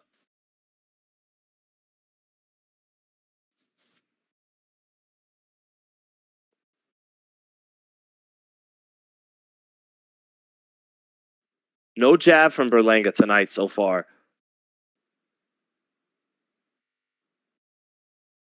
Berlanga staying on top of Rolls. Almost halfway through this third round. Rolls back near the ropes. Moves to his left, moves to his right. Berlanga just letting him slide his back along the ropes. Not firing, not trying to jab his way down. Not letting go of it. Good jab by Berlanga. There's a jab.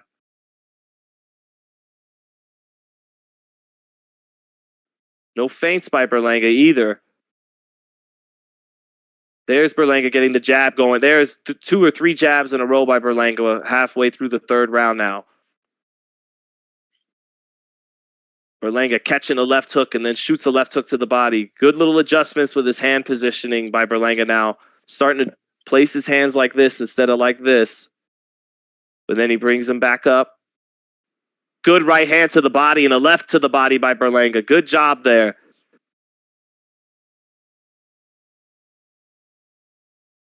Berlanga getting better this round. More effective. Few adjustments being made here. Good jab by Berlanga. Another good jab by Berlanga. Using some boxing skills right here.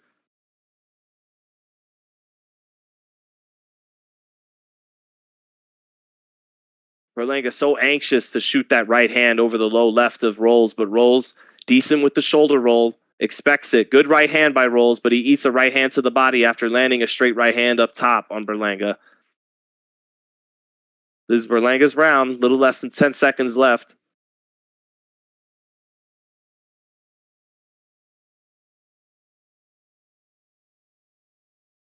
All right, so midway through that round there, Berlanga made a little bit of adjustment, came in at times with his hand up here, and then would drop the left hand, come in, drop it, come in, drop it, jab from both spots, and was able to land his jab when he lowered that left hand a little bit. Not able to get in the power shots he wants. You can see he wants to shoot that right hand over the top of Rolls. He's staying on top of Rolls, actually trying to counterpunch while going forward, but not being first maybe as often as he needs to be to look impressive so far. But 2 rounds to 1 for Berlanga, 29-28 over Rolls.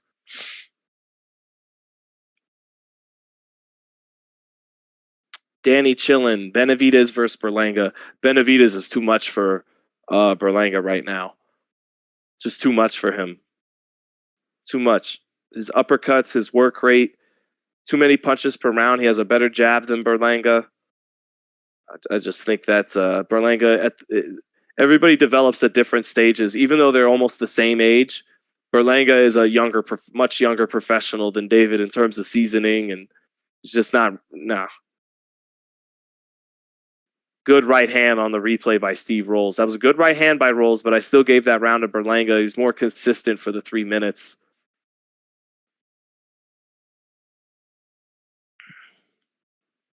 Let's see. Someone in the chat said, new subscriber, bro. I love your insight, man. Peace from Australia. Peace to you too, man. Thank you, man. I loved covering your boy Tim Zhu the other day. I'm so happy he came to America to fight stateside, man. He is a good fucking fighter. I look forward to covering his fights here. All right, about a minute into round 4 now. Berlanga staying on top of Rolls, but Rolls boxing well tonight. Boxing very decent. Good left hook by Berlanga, though. Shot a right uppercut to the body and then brought his left hook up top, and it made Rolls shake a little bit with his leg, but I don't think Berlanga noticed it. I don't think he saw it, but Rolls reacted to that left hook from Berlanga. Minute into the 4th. Rolls complaining getting hit in the back of the head, but he actually got hit on the gloves with his hands up. Berlanga looking for that right hand over the top too much. There are other setups in his arsenal that are there, I think, but he's not using them.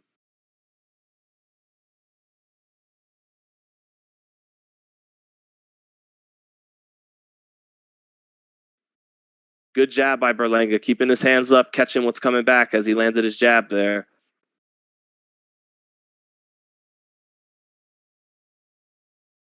Good jab by Rolls, shoots it through the center of Berlanga's guard. Rolls not going to win a fight like this. Not going to win a fight like this. The way he's fighting here in round 4. Doing enough to stay competitive, to hold his own. You know, Berlanga lands a jab, he lands a jab, but fighting completely off the back foot, especially in New York against this young kid, just no way you're going to get a decision fighting like that.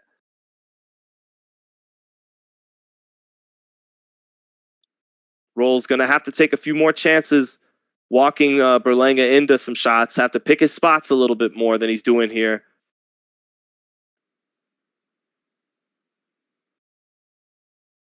Good right hand there by Rolls, just as I say it. That's the shot that's been there for him tonight. He's landed that right hand half dozen times.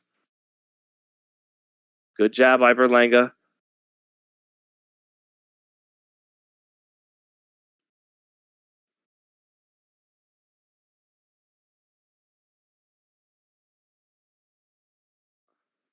Berlanga touching with a left hook, nothing hard on it.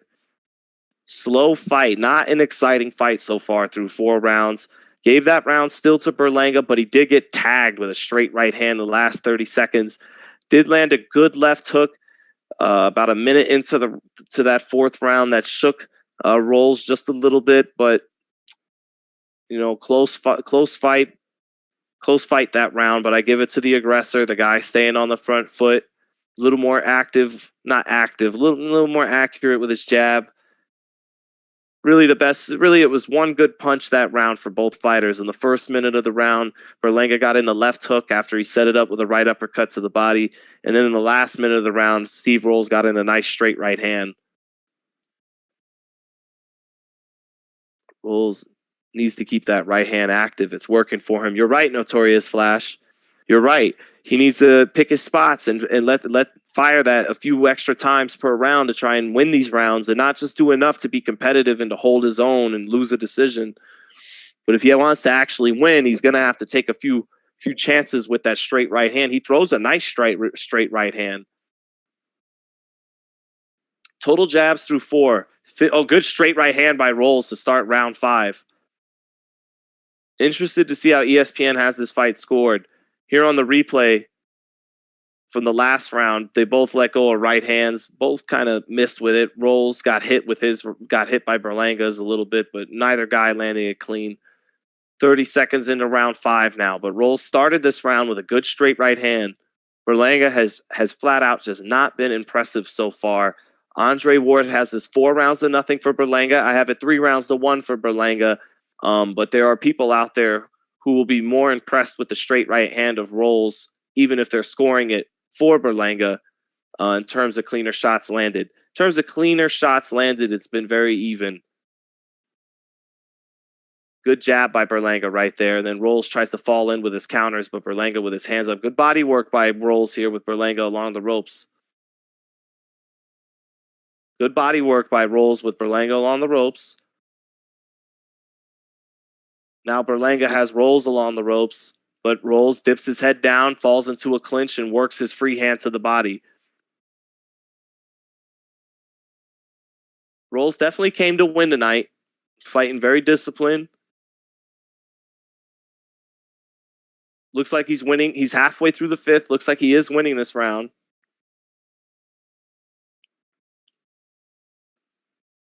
Got to fire that right hand a little more often.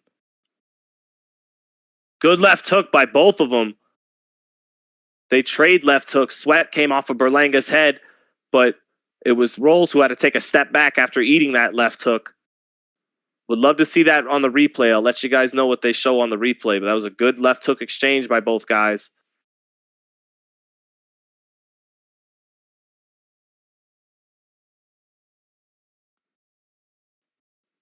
Rolls off the back foot, going to have to take a chance here. And a good straight right hand by Rolls. 45 seconds left in the 5th. Good straight right hand. He's going to have to do a few more of those this round just to make sure. Good jab to the body by Rolls. That jab to the body sets up the right hand. Rolls doing himself a good service to land one more of those right hands to make sure these judges in New York actually give him this round. Good jab to the body. Good jab up top by Rolls. Good up jab. Good movement there by Rolls, moving out to his left. About 10 seconds left in this 5th. Does Rolls let go of one more right hand?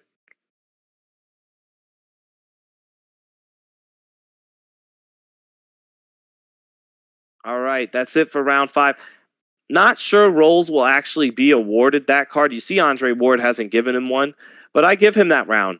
I gave him that 5th round, landed that straight right hand a couple times, although I'm very interested to see on the replay who got the better of that left hook exchange in the middle of the round. But I could see this fight being 3 rounds to 2, Edgar Berlanga. This fight could be close right now for Steve Rolls. I gave him the 2nd, and I gave him the 5th just now.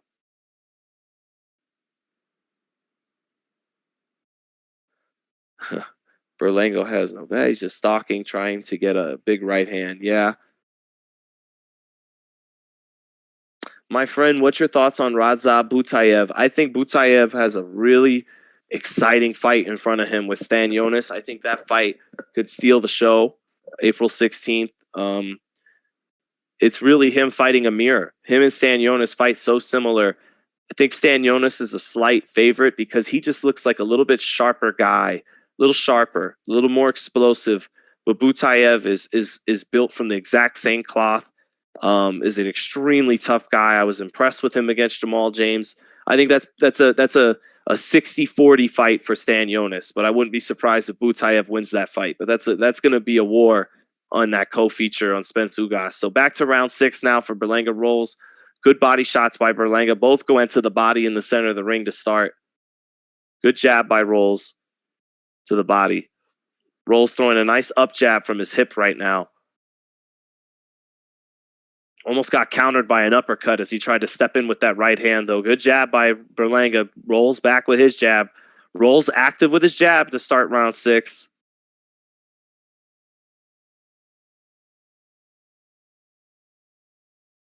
Good jab by Berlanga, and then he lands a left hook as Rolls tried to come in. Good work with his left hand there for Berlanga.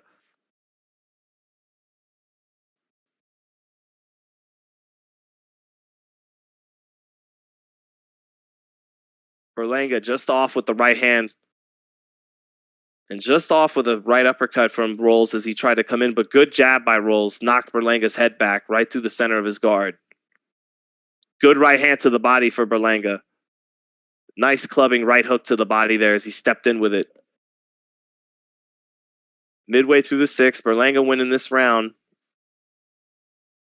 Because even when he doesn't land clean, it moves Rolls physically. It makes his body take a step to the side or take a step back in whichever direction he got hit.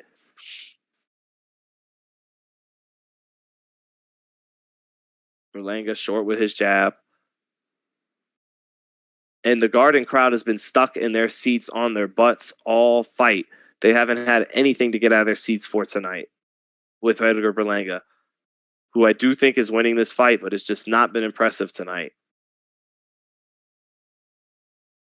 Rolls shoots a right hand. Berlanga tries to time it with a right hand to the body.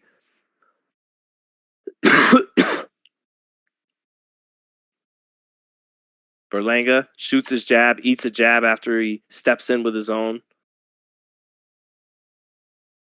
Rolls, shoots a right hand. Berlanga gets his hands up to catch it. Good jab by Rolls. Another good jab by Rolls. Berlanga just off with a right hand. Straight right hand to the body by Rolls, who's boxing well down the stretch of the 6th round.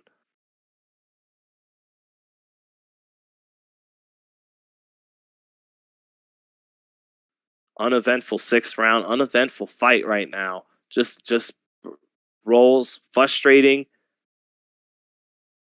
The young kid, that was a close 6th round. Close 6th round. Yes, Berlanga stayed on the front foot, but did he really accomplish anything that round? He was able to not land too clean on Rolls, but to physically move him when he hits him even here on the gloves, or it makes him move to whichever side he hit him in, and that gets your attention as a judge. I have this 4 rounds to 2 for Edgar Berlanga through 6.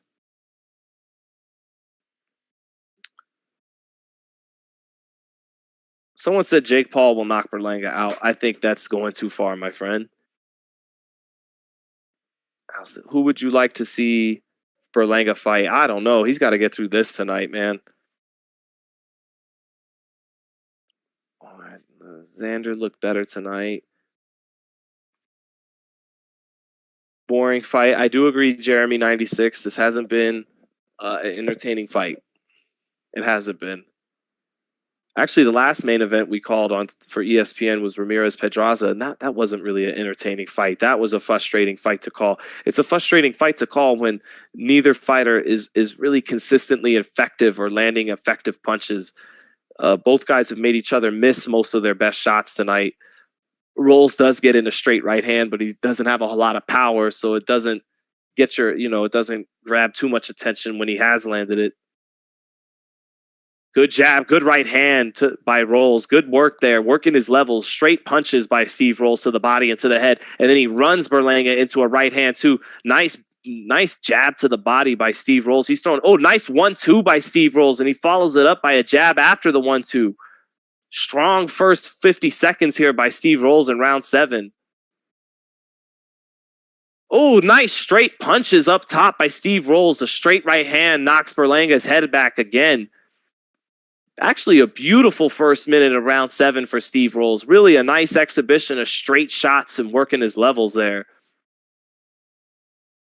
Nice straight punches by Steve Rolls. Good jab to the body by Steve Rolls. Good left hook to the body by Berlanga, though. And all Berlanga needs is 1 or 2 to match 10 or 12 by Rolls. He's a puncher.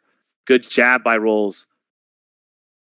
Halfway through the 7th, and Rolls is having his best round of the fight.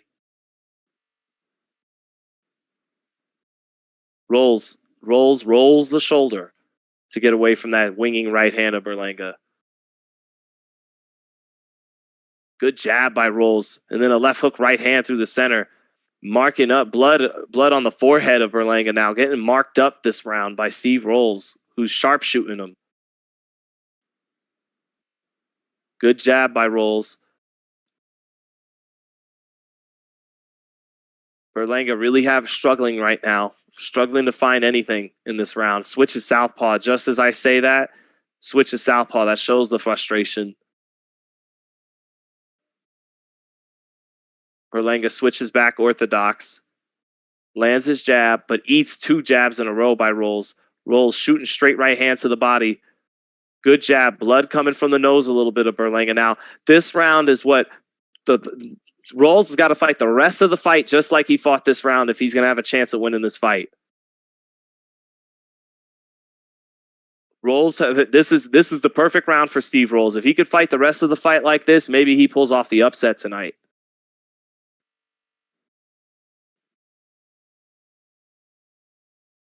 Just beautiful 1-2, just the 1 and the 2 this round by Steve Rolls. Beautiful jab to the body. Beautiful jab by Steve Rolls and beautiful straight right hands. Good right hand at the bell by Berlanga. But Rolls, slow walk back to his corner. Maybe he felt that right hand a little bit, but blood coming in a couple of different spots from the face of Edgar Berlanga as he gets back to his corner in round 7. Some blood from the nose, some blood from the left eye. Maybe a little blood from the mouth too. But that was a good round for Steve Rolls. The most effective round for either fighter so far tonight was Steve Rolls that round. Got this 67-66 Edgar Berlanga, 4 rounds to 3. Close fight. ESPN, I imagine, now has it 5-2 Berlanga. I got it a round closer. I gave round 2 to Steve Rolls, which I thought was a pretty clear round, if I'm remembering correctly, for Rolls.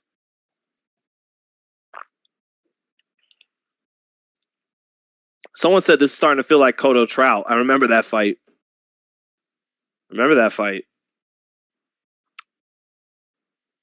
Not a bad comparison. All right, round 8. Berlanga. At this fight, now this fight is turning into can he win? Just win this fight now, because the whole looking impressive thing went out the window a long number of rounds ago. But after what was a really sharp round 7, he's got to do something here to get this fight back in his way. Although I still have him up 4 rounds to 3. 30 seconds into the 8th. Rolls popping his jab, stepping over to his left. Good jab to the body and to the head by Rolls.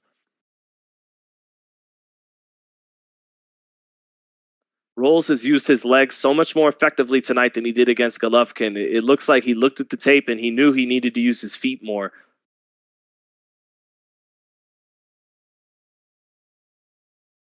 Good jab to the body by Rolls.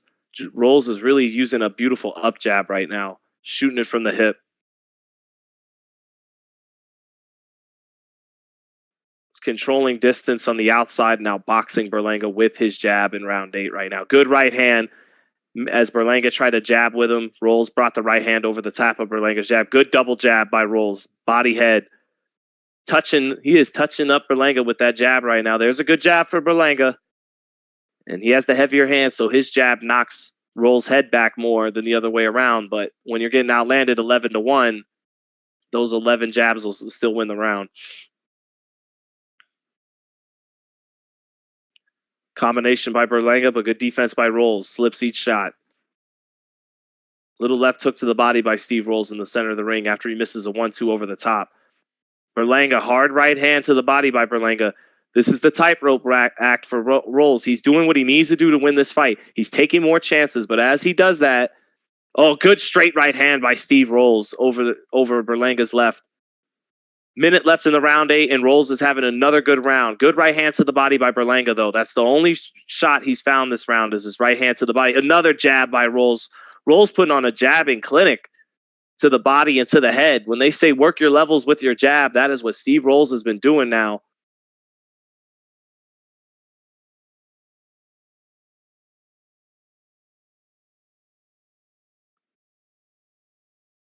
Rolls is fighting at the right distance, the right range, boxing on the outside. He's not staying in there. He's not trying to get greedy, and he's done a good job right now, not admiring his work. He's jabbing and stepping over and working his levels with it. Good jab again by Rolls. Beautiful up jab by Steve Rolls. That's 2 really good rounds for Steve Rolls back to back. Good boxing from the 37-year-old vet. Good right uppercut, though, at the bell for Edgar Berlanga. That's the risk Rolls takes, firing that right hand to actually win the fight. He could walk into something, but he's got to do a real good balance of taking chances to actually win the fight, but not taking too many. But he won the 7th and the 8th, and I got this fight even now. I got this fight 4 rounds to 4. I've given Rolls the 7th and the 8th, and I gave Rolls the 2nd, and I gave Rolls, I believe, the 5th round. The 4th round. I gave him the 4th round. No, I gave him the 5th. I gave Rolls rounds 2, 5, 7, and 8. 5 was close, but I definitely think he's won 2, 7, and 8. So I got this one all even heading into these last 2 rounds. 76-76.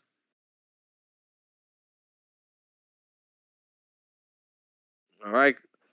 For those of you guys tuning in now and enjoying your Saturday night, thanks for joining us here at FightHype Live, man. We got 2 rounds left. Ding, ding. Round 9 now for Berlanga Rolls. Got this fight 76 even. Total punch stats have Berlanga landing 87 and Rolls landing 95 shots. So almost even in the punch stats. Berlanga coming out aggressive here. Trying to come out with a little more intent and steam on his front foot.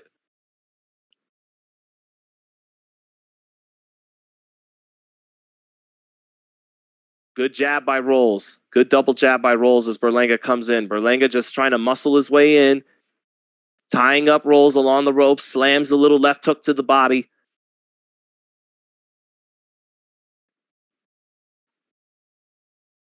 Berlanga and Rolls both hitting. Berlanga looking up at the clock in round 9, trying to see how much time's left in round 9 as both guys were in the clinch, punching with their free hand to the body.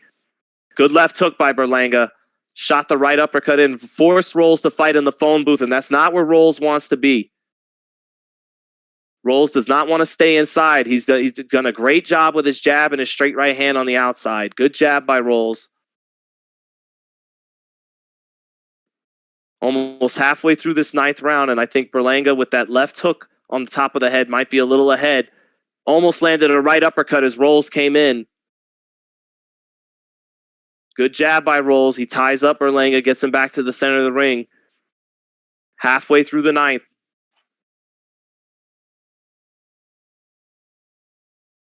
Berlanga staying on the front foot, misses a right hand. Rolls, ducks underneath it. Good jab by Berlanga. Good body shots by Berlanga as Rolls tries to shoot a right hand over the top. Berlanga kept his hands up and went to the body. Minute left in the 9th.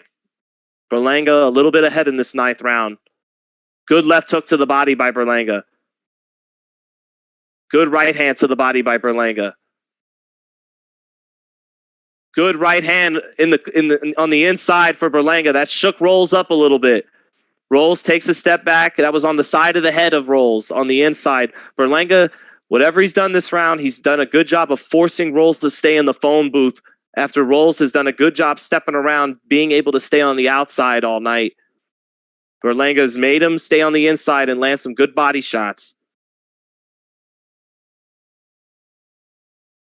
Berlanga winning this round with the thunder to the body. Not landing anything up top. Well, he did land a right hand to the side of the head on the inside a minute ago. About 10 seconds left. Rolls not winning this round. Good jab for Berlanga, and then a right hand after it. Rolls able to roll some of the power off of it, but a good finish to the ninth. Good round for Berlanga. He needed that round on my card. 5 rounds to 4. Edgar Berlanga, 86-85. Rolls a little nick under his right eye now. A little bit of a boo-boo. Rolls says he's all right. This is it. This is the last round here.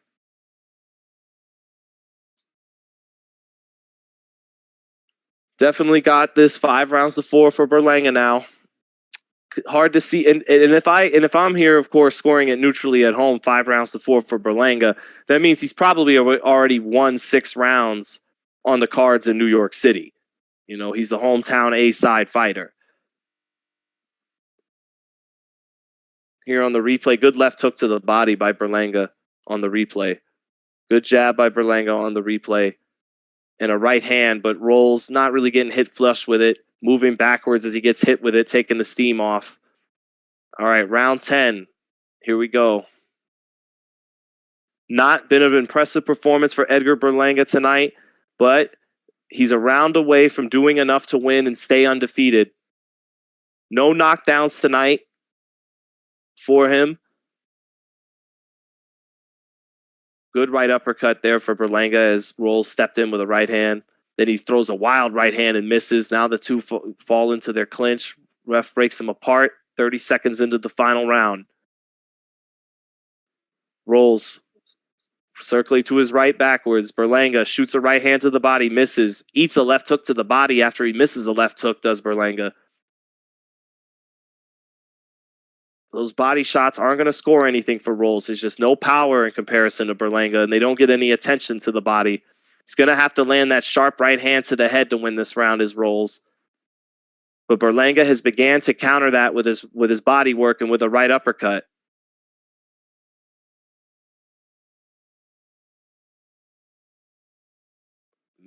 Oh, good right hand for Rolls. Shot it over the jab of Berlanga, but Berlanga took it no problem, stays on top of him.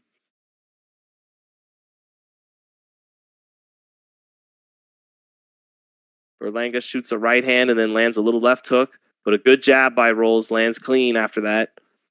Good left hook by Berlanga as Rolls tries to circle bout backwards. Rolls not letting the right hand go this round that he needs if he's going to win the round. Berlanga lets his right hand go and misses, then he falls in the clinch. Little over a minute left in the 10th. Berlanga's winning this round. He's just stayed consistent, stayed going forward, landed some good body shots here this round. Good jab by Berlanga right there.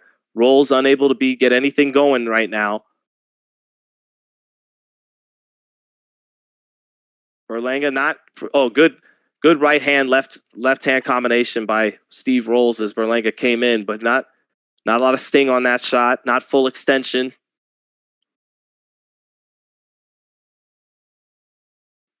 Good jab by Steve Rolls. Another good jab by Steve Rolls. A little over 30 seconds left. I don't know if those jabs will score enough for him with the judges fighting off the back foot. Good jab for Berlanga. Knocks the sweat off Rolls' head.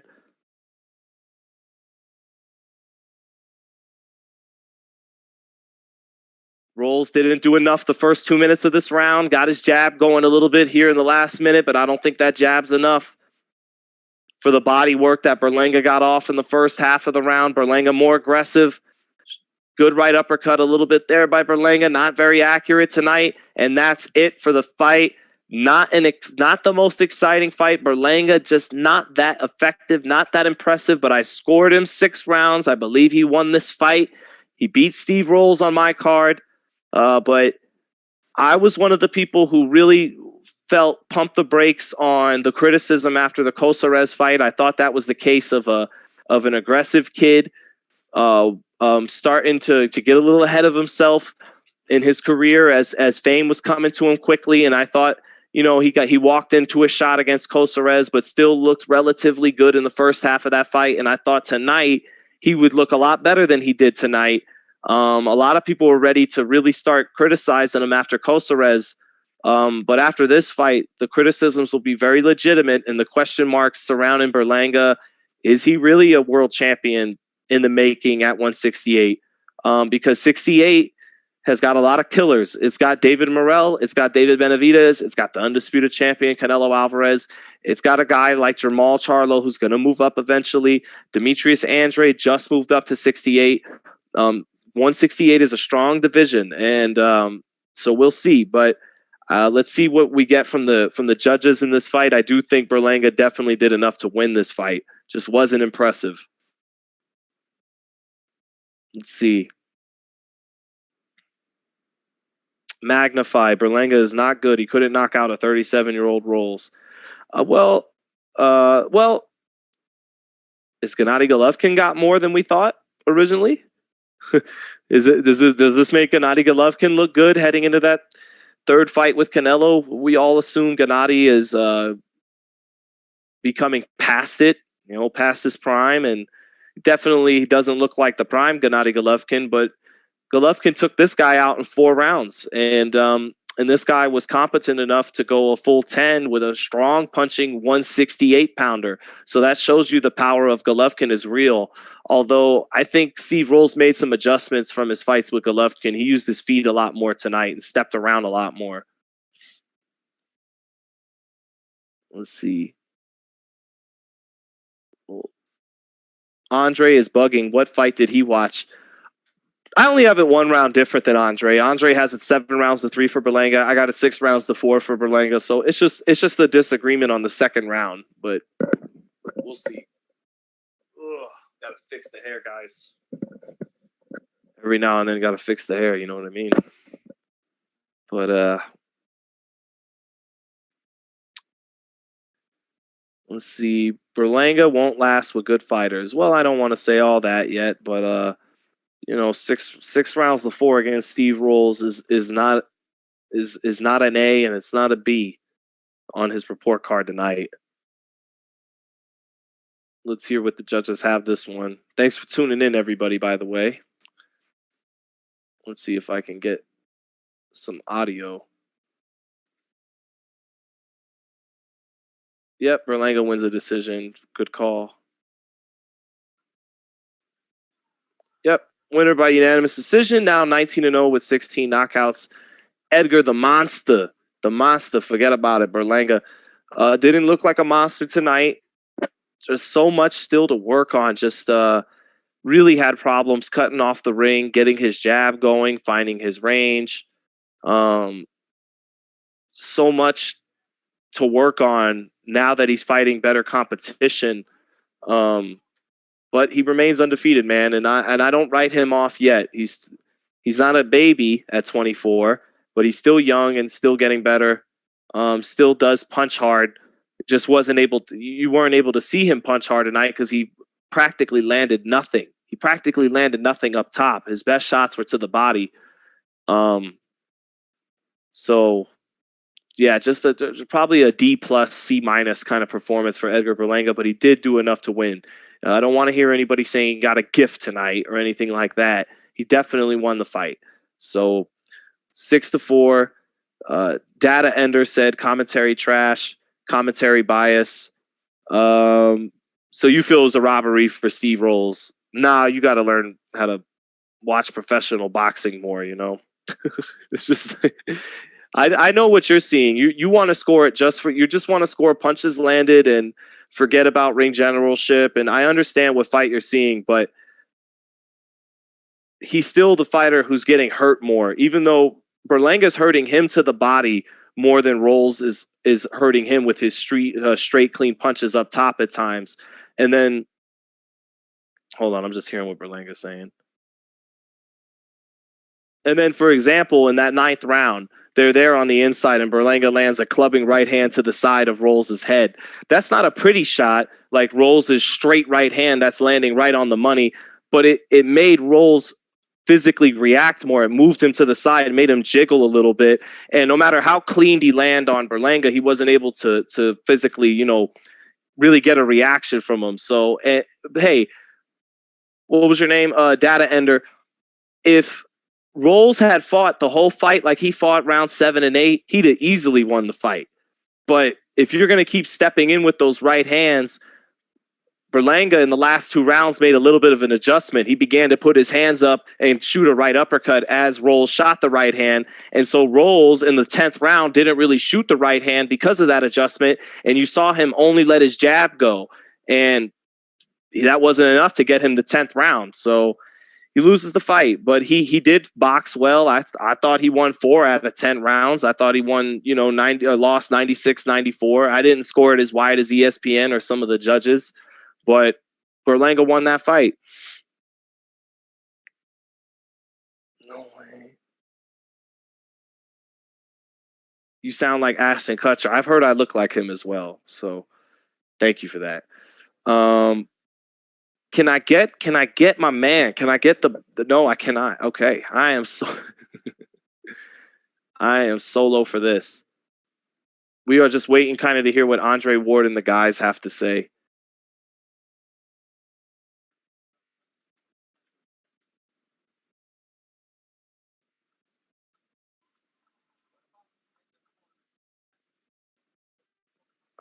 Hearing what Edgar says right now. Look, guys, just because the A side, the hometown guy, got frustrated for most of the 10 rounds and didn't look too good, doesn't mean he got a gift. Doesn't mean a robbery happened. He did enough to win the fight. It was really unimpressive, but he won the fight tonight, Berlanga.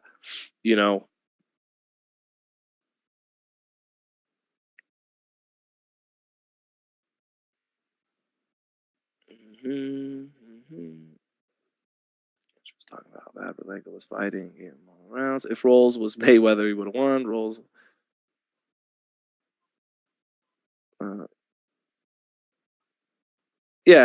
Okay. So my man Rev, Dr. Marcos A. Miranda, great commentary. Some people on this thread have no clue. Not pretty, but Berlanga wins. Yeah, that sums it up. Not pretty, but Berlanga wins. So you see here, okay, go by CompuBox. I mean, CompuBox can be full of shit sometimes, but I think CompuBox in this case, it agreed with what my eyes saw. They gave Rolls a connect percentage of 123 punches to 120 for Berlanga. But here's the thing. When a majority of those 123 are jabs and not power shots, and when you land about the same amount of punches as a power puncher, the power puncher is going to get the edge because his punches, like I kept saying, they give more of a physical impact on the other guy. They make his body move with the shot. So if you both land 5 shots in a round, the puncher is going to get the round because his shots had more of an effect. And so that's what I saw tonight. Both guys, I actually thought Rolls up top landed a little more often, but not to the point to offset the harder body shots of Berlanga and the constant aggression of Berlanga. Berlanga did enough to win. Let's hear what the guys say now. Oh, Tim Bradley just said he went from the chosen one to the phony one. My goodness, Tim. It was a terrible performance, says Tim Bradley. See, Tim can say that. Trust me, I agree with Tim. But like someone said, I look like Ashton Kutcher. Ashton Kutcher looking motherfucker. I can't quite bring myself to say terrible performance. So like I said, very unimpressive performance. I can't call him the phony one. Tim Bradley saying, let those hands go. Absolutely.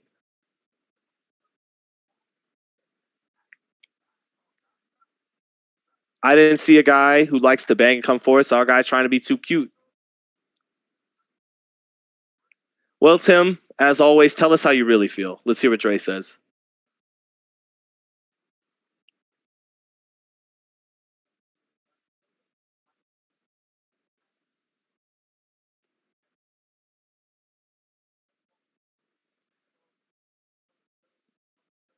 Dre saying, you got a guy who for 6 years believes the minute he hits you, you're going to fall in Berlanga.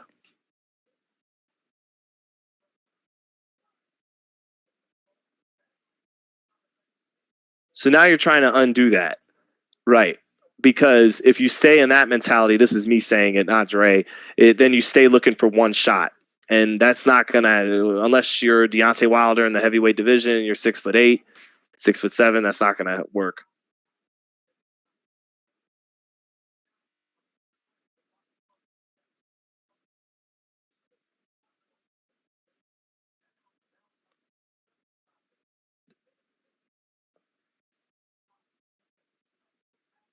Dre says it's still possible for Berlanga to turn the corner. It's just he's in a really tough transition now of becoming a puncher to having to become a boxer that lets your power eventually do what it does, but you can't go looking for your power. You can't go looking for the knockout punch. Right. And he said he saw questions tonight with Berlanga questioning himself, can I take a punch?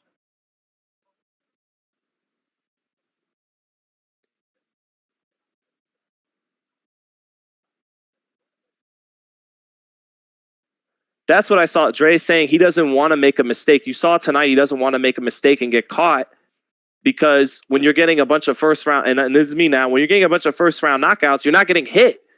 So this whole getting punched in a professional fight thing, is a new experience for Edgar Berlanga the last 2 or 3 fights.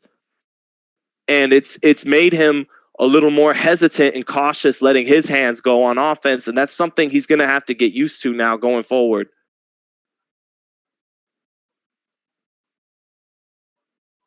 Dre says you're going to have these moments. He just wants to see you get through it.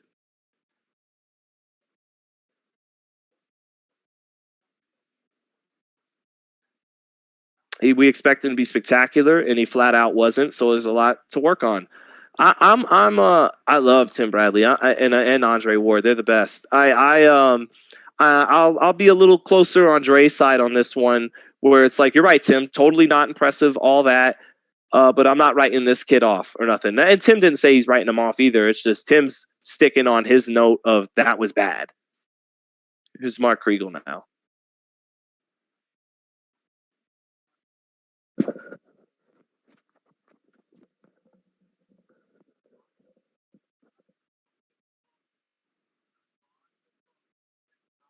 Kriegel says he felt there was too many trainers talking at once. Mickey Bay, Andre Rozier.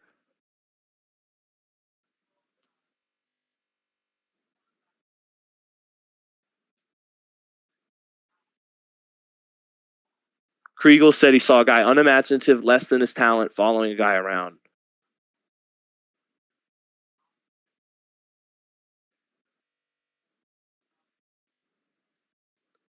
Kriegel was more impressed with Xander's discipline tonight than Berlanga.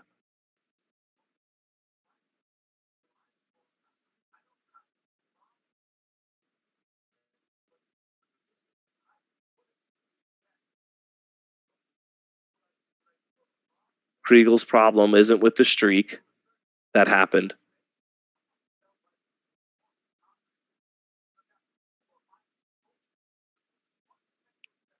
Kriegel says he doesn't know who he's... Tim says Kriegel just hit the nail on the head, which is, okay, what is your identity then as a fighter? Once you're not the first round knockout guy. And that's what he saw tonight, was a lack of identity as a fighter. So we'll see. What you guys saying in the chat, you beautiful people up here on fight night on a Saturday night? Subriel Matias is the best Puerto Rican. The other Puerto Rican kid was better.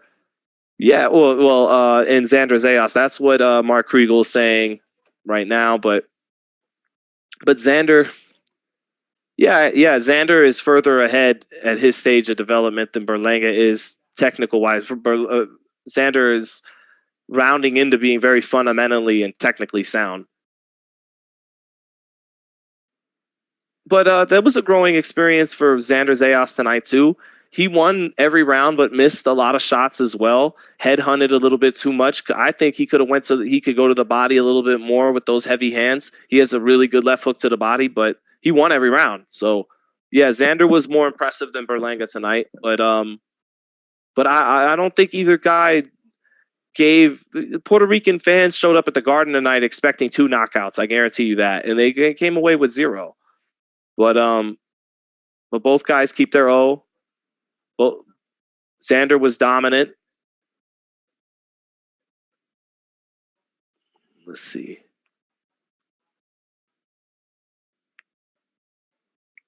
Oh, it's just one fight.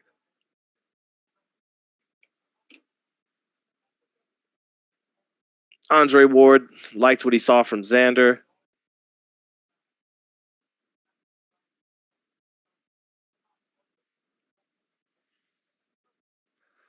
So yeah, we're just closing out alongside ESPN here right now, letting Dre and the guys finish their State of the Boxing show.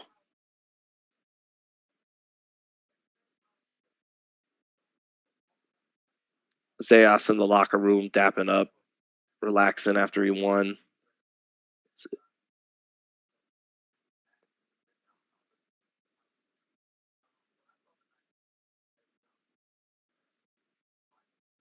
Bradley says he saw a young seasoned fighter in Xander Zayas tonight.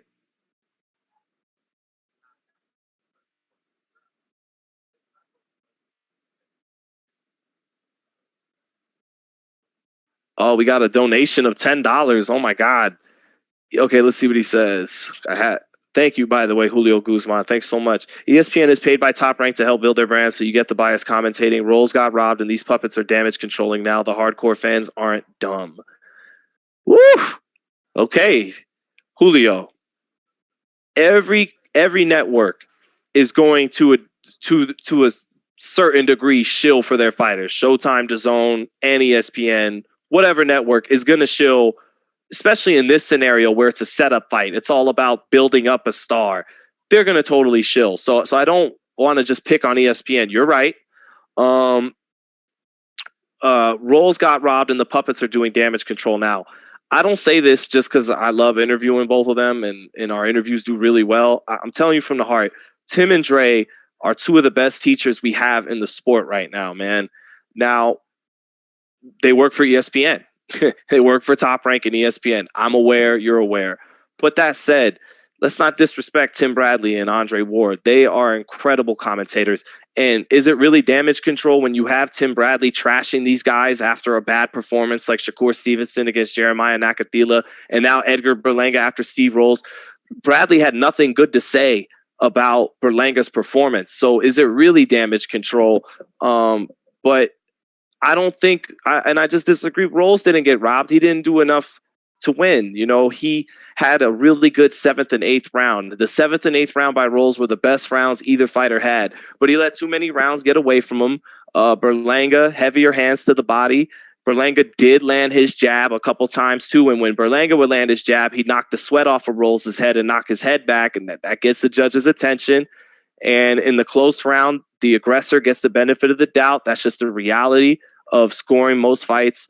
And Berlanga did enough. And then in the 10th round, in the 9th round, Rolls, because in the 7th and the 8th, he started to take control. In the 9th round, when he would shoot that right hand over the top that kept landing down the middle, Berlanga started to keep his hands up and would start to shoot an uppercut, sometimes to the body, sometimes to the head. And he started to time Rolls with it there in the 9th.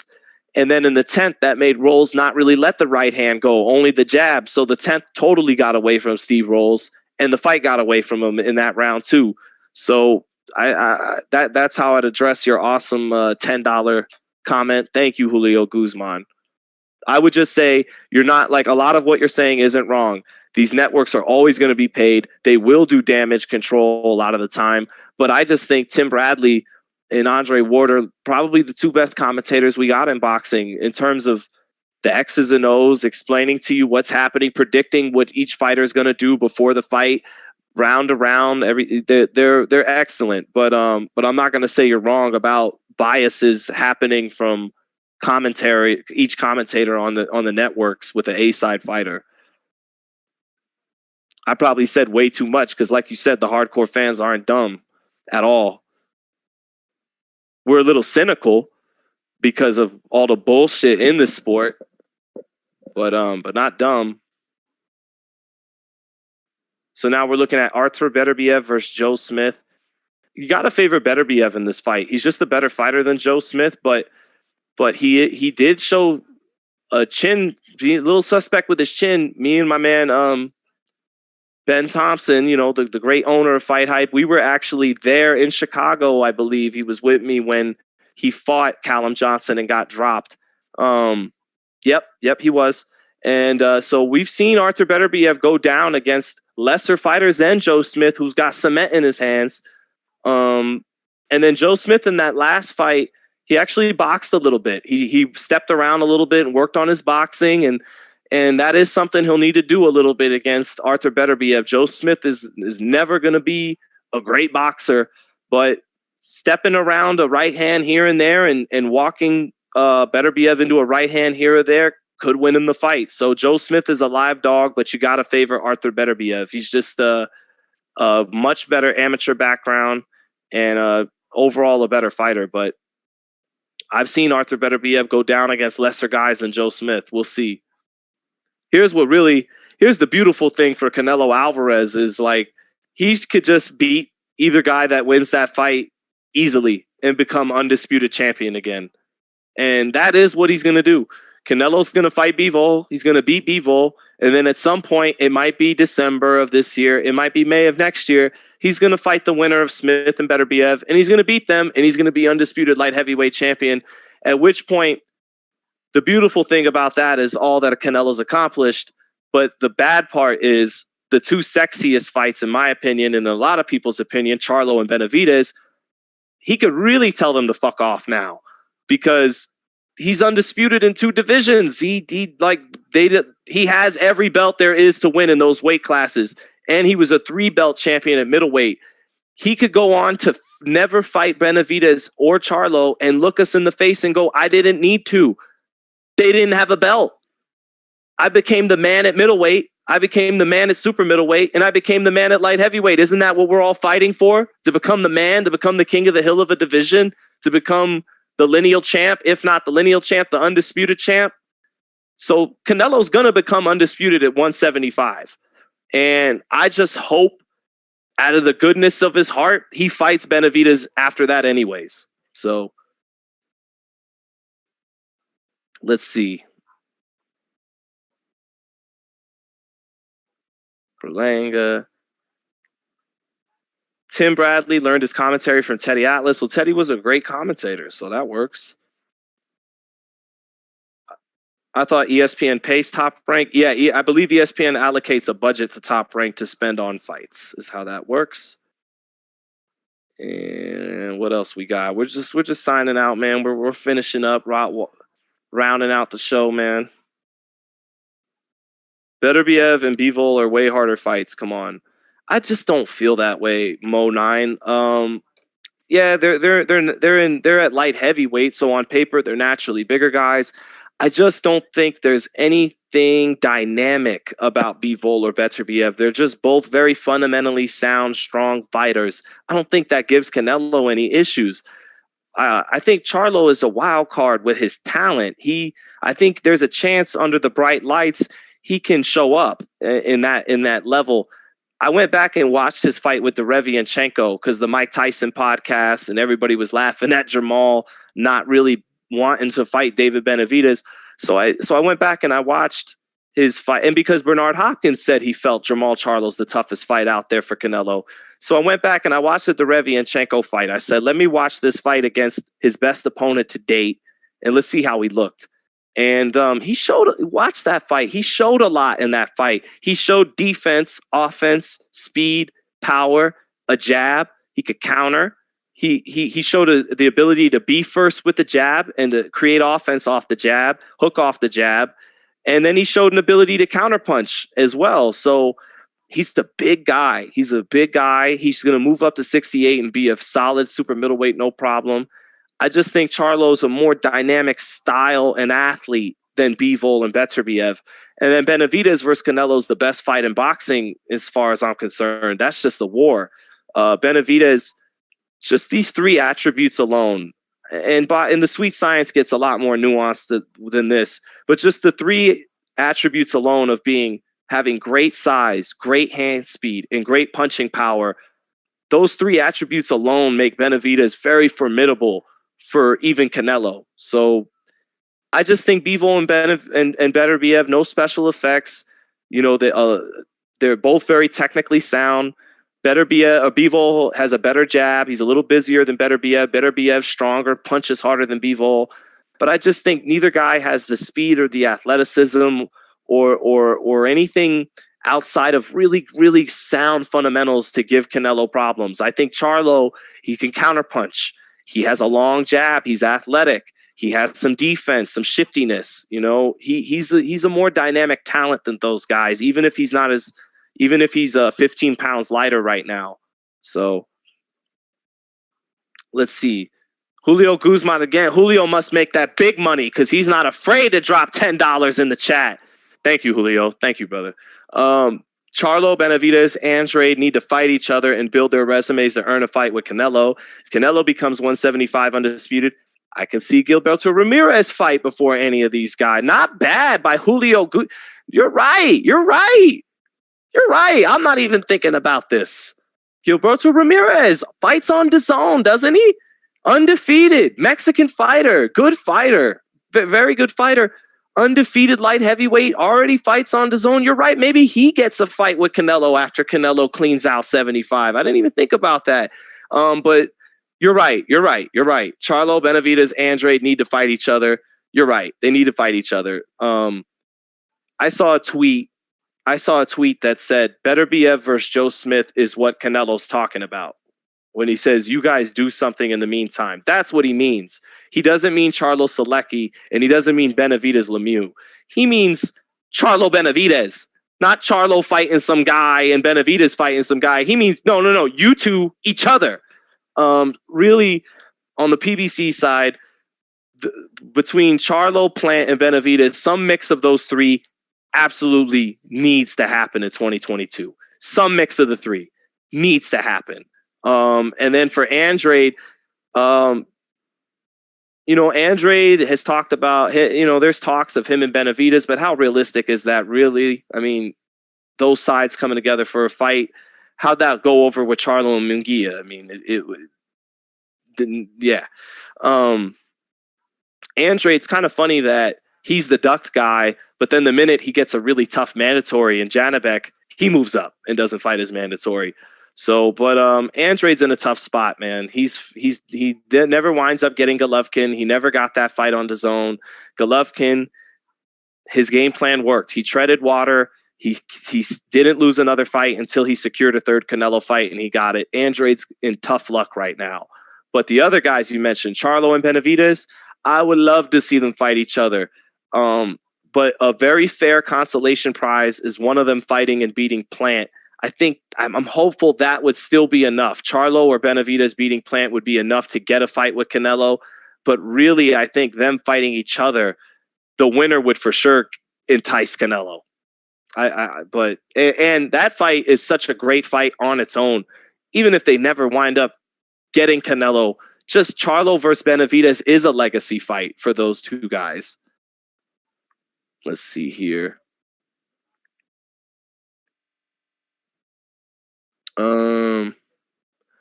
I didn't hear Plant or Callum have to fight anybody. Yeah, hey, if it was up to me, if I was the dictator who ran the boxing world, Canelo would have been fighting Charlo in May and then Benavidez in September. But they didn't, and they leave themselves susceptible to. And by the way, here's the one thing they did have: Billy and Plant, a belt, a world championship. As much as we devalue these titles in this era where there's 4 belts in every division and there's 5 or 6 in some of them, that's still with their prize fighters. They fight for a prize. You fight for a trophy since you're a kid in the amateurs. They don't have a trophy. Now, don't get me wrong. I peeped the game. The minute Benavidez got stripped of the WBC, Canelo raised his hand and said, I want to be undisputed. The word undisputed didn't come out of his mouth until Benavidez got stripped. I noticed that. But that being said, Charlo, Canelo's right. On paper, in terms of winning a world title, they offer nothing. And Billy Joe Saunders was the undefeated WBO champion, and Caleb Plant was the undefeated IBF champion. Maul has a WBC middleweight belt. Canelo won that belt twice already. David doesn't have a belt. So they leave themselves open to Canelo having this very rational excuse to not fight him. Explanation. They didn't have nothing. I fight to become a world champion. They're not world champions. We fight to become undisputed, don't we? I'm undisputed at 168. He fights the winner of Beterbiev Smith after he beats Bivol. He's going to be undisputed there. That said, I know the toughest fights and the best fights are Charlo and Benavidez, but I don't control Canelo Alvarez. I'm just telling you how it is.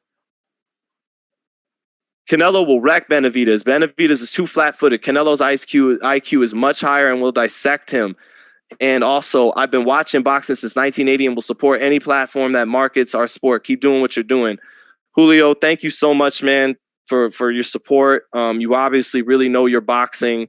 What you say about Canelo Benavidez is what a lot of the astute boxing minds, the fighters, the former champions say. They say, fun fight, want to see it, but Canelo's going to stop him. Benavidez is going to come right to Canelo. Canelo's going to get underneath those 100 punches he starts to throw per rounds. He's going to wing to the body, kill the body, double him over with a body shot, and knock him out. It'll be exciting. It'll be fun, but that's how it's going to go down. So what you say is what a lot of people feel that know boxing. I just want to see it. I just want to see what happens when, I don't want to see United States fight Thailand. I want to see. I'm just kidding here. I'm kidding. He has nuclear bombs just like Canelo has nuclear bombs.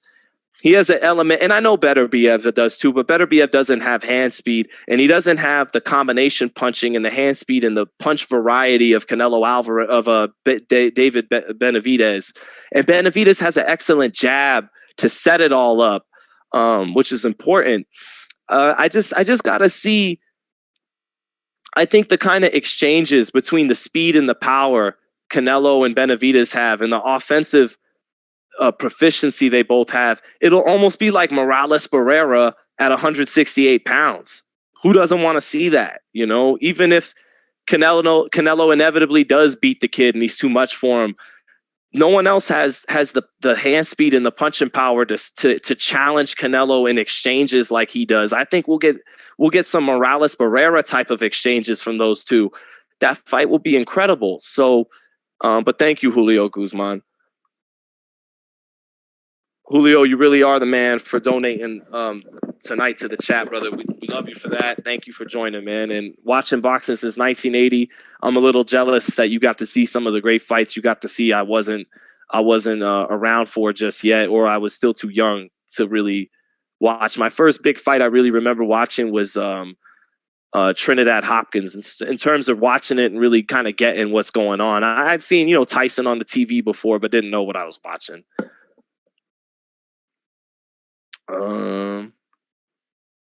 Let's see. Benavidez will knock down Nello and pulverize him.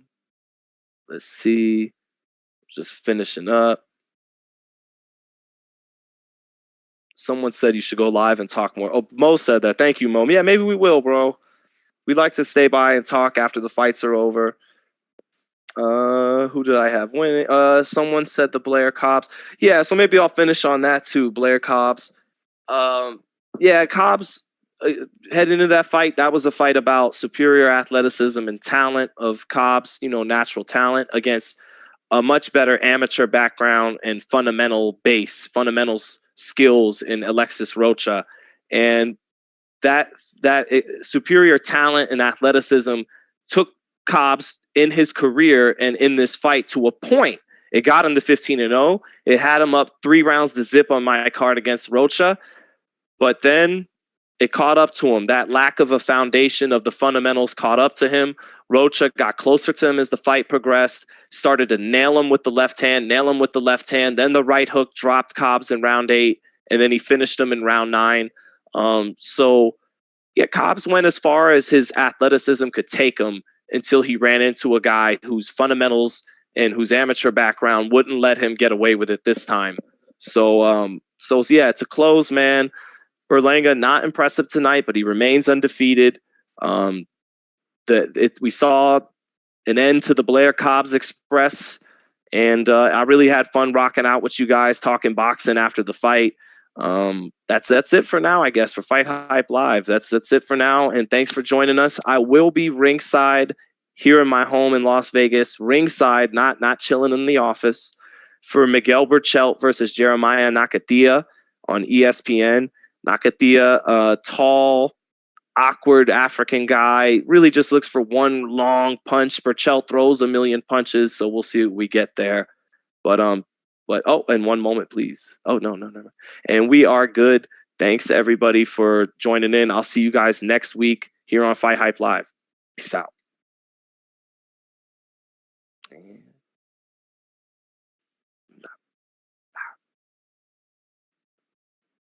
Manny Ortiz, thank you, brother.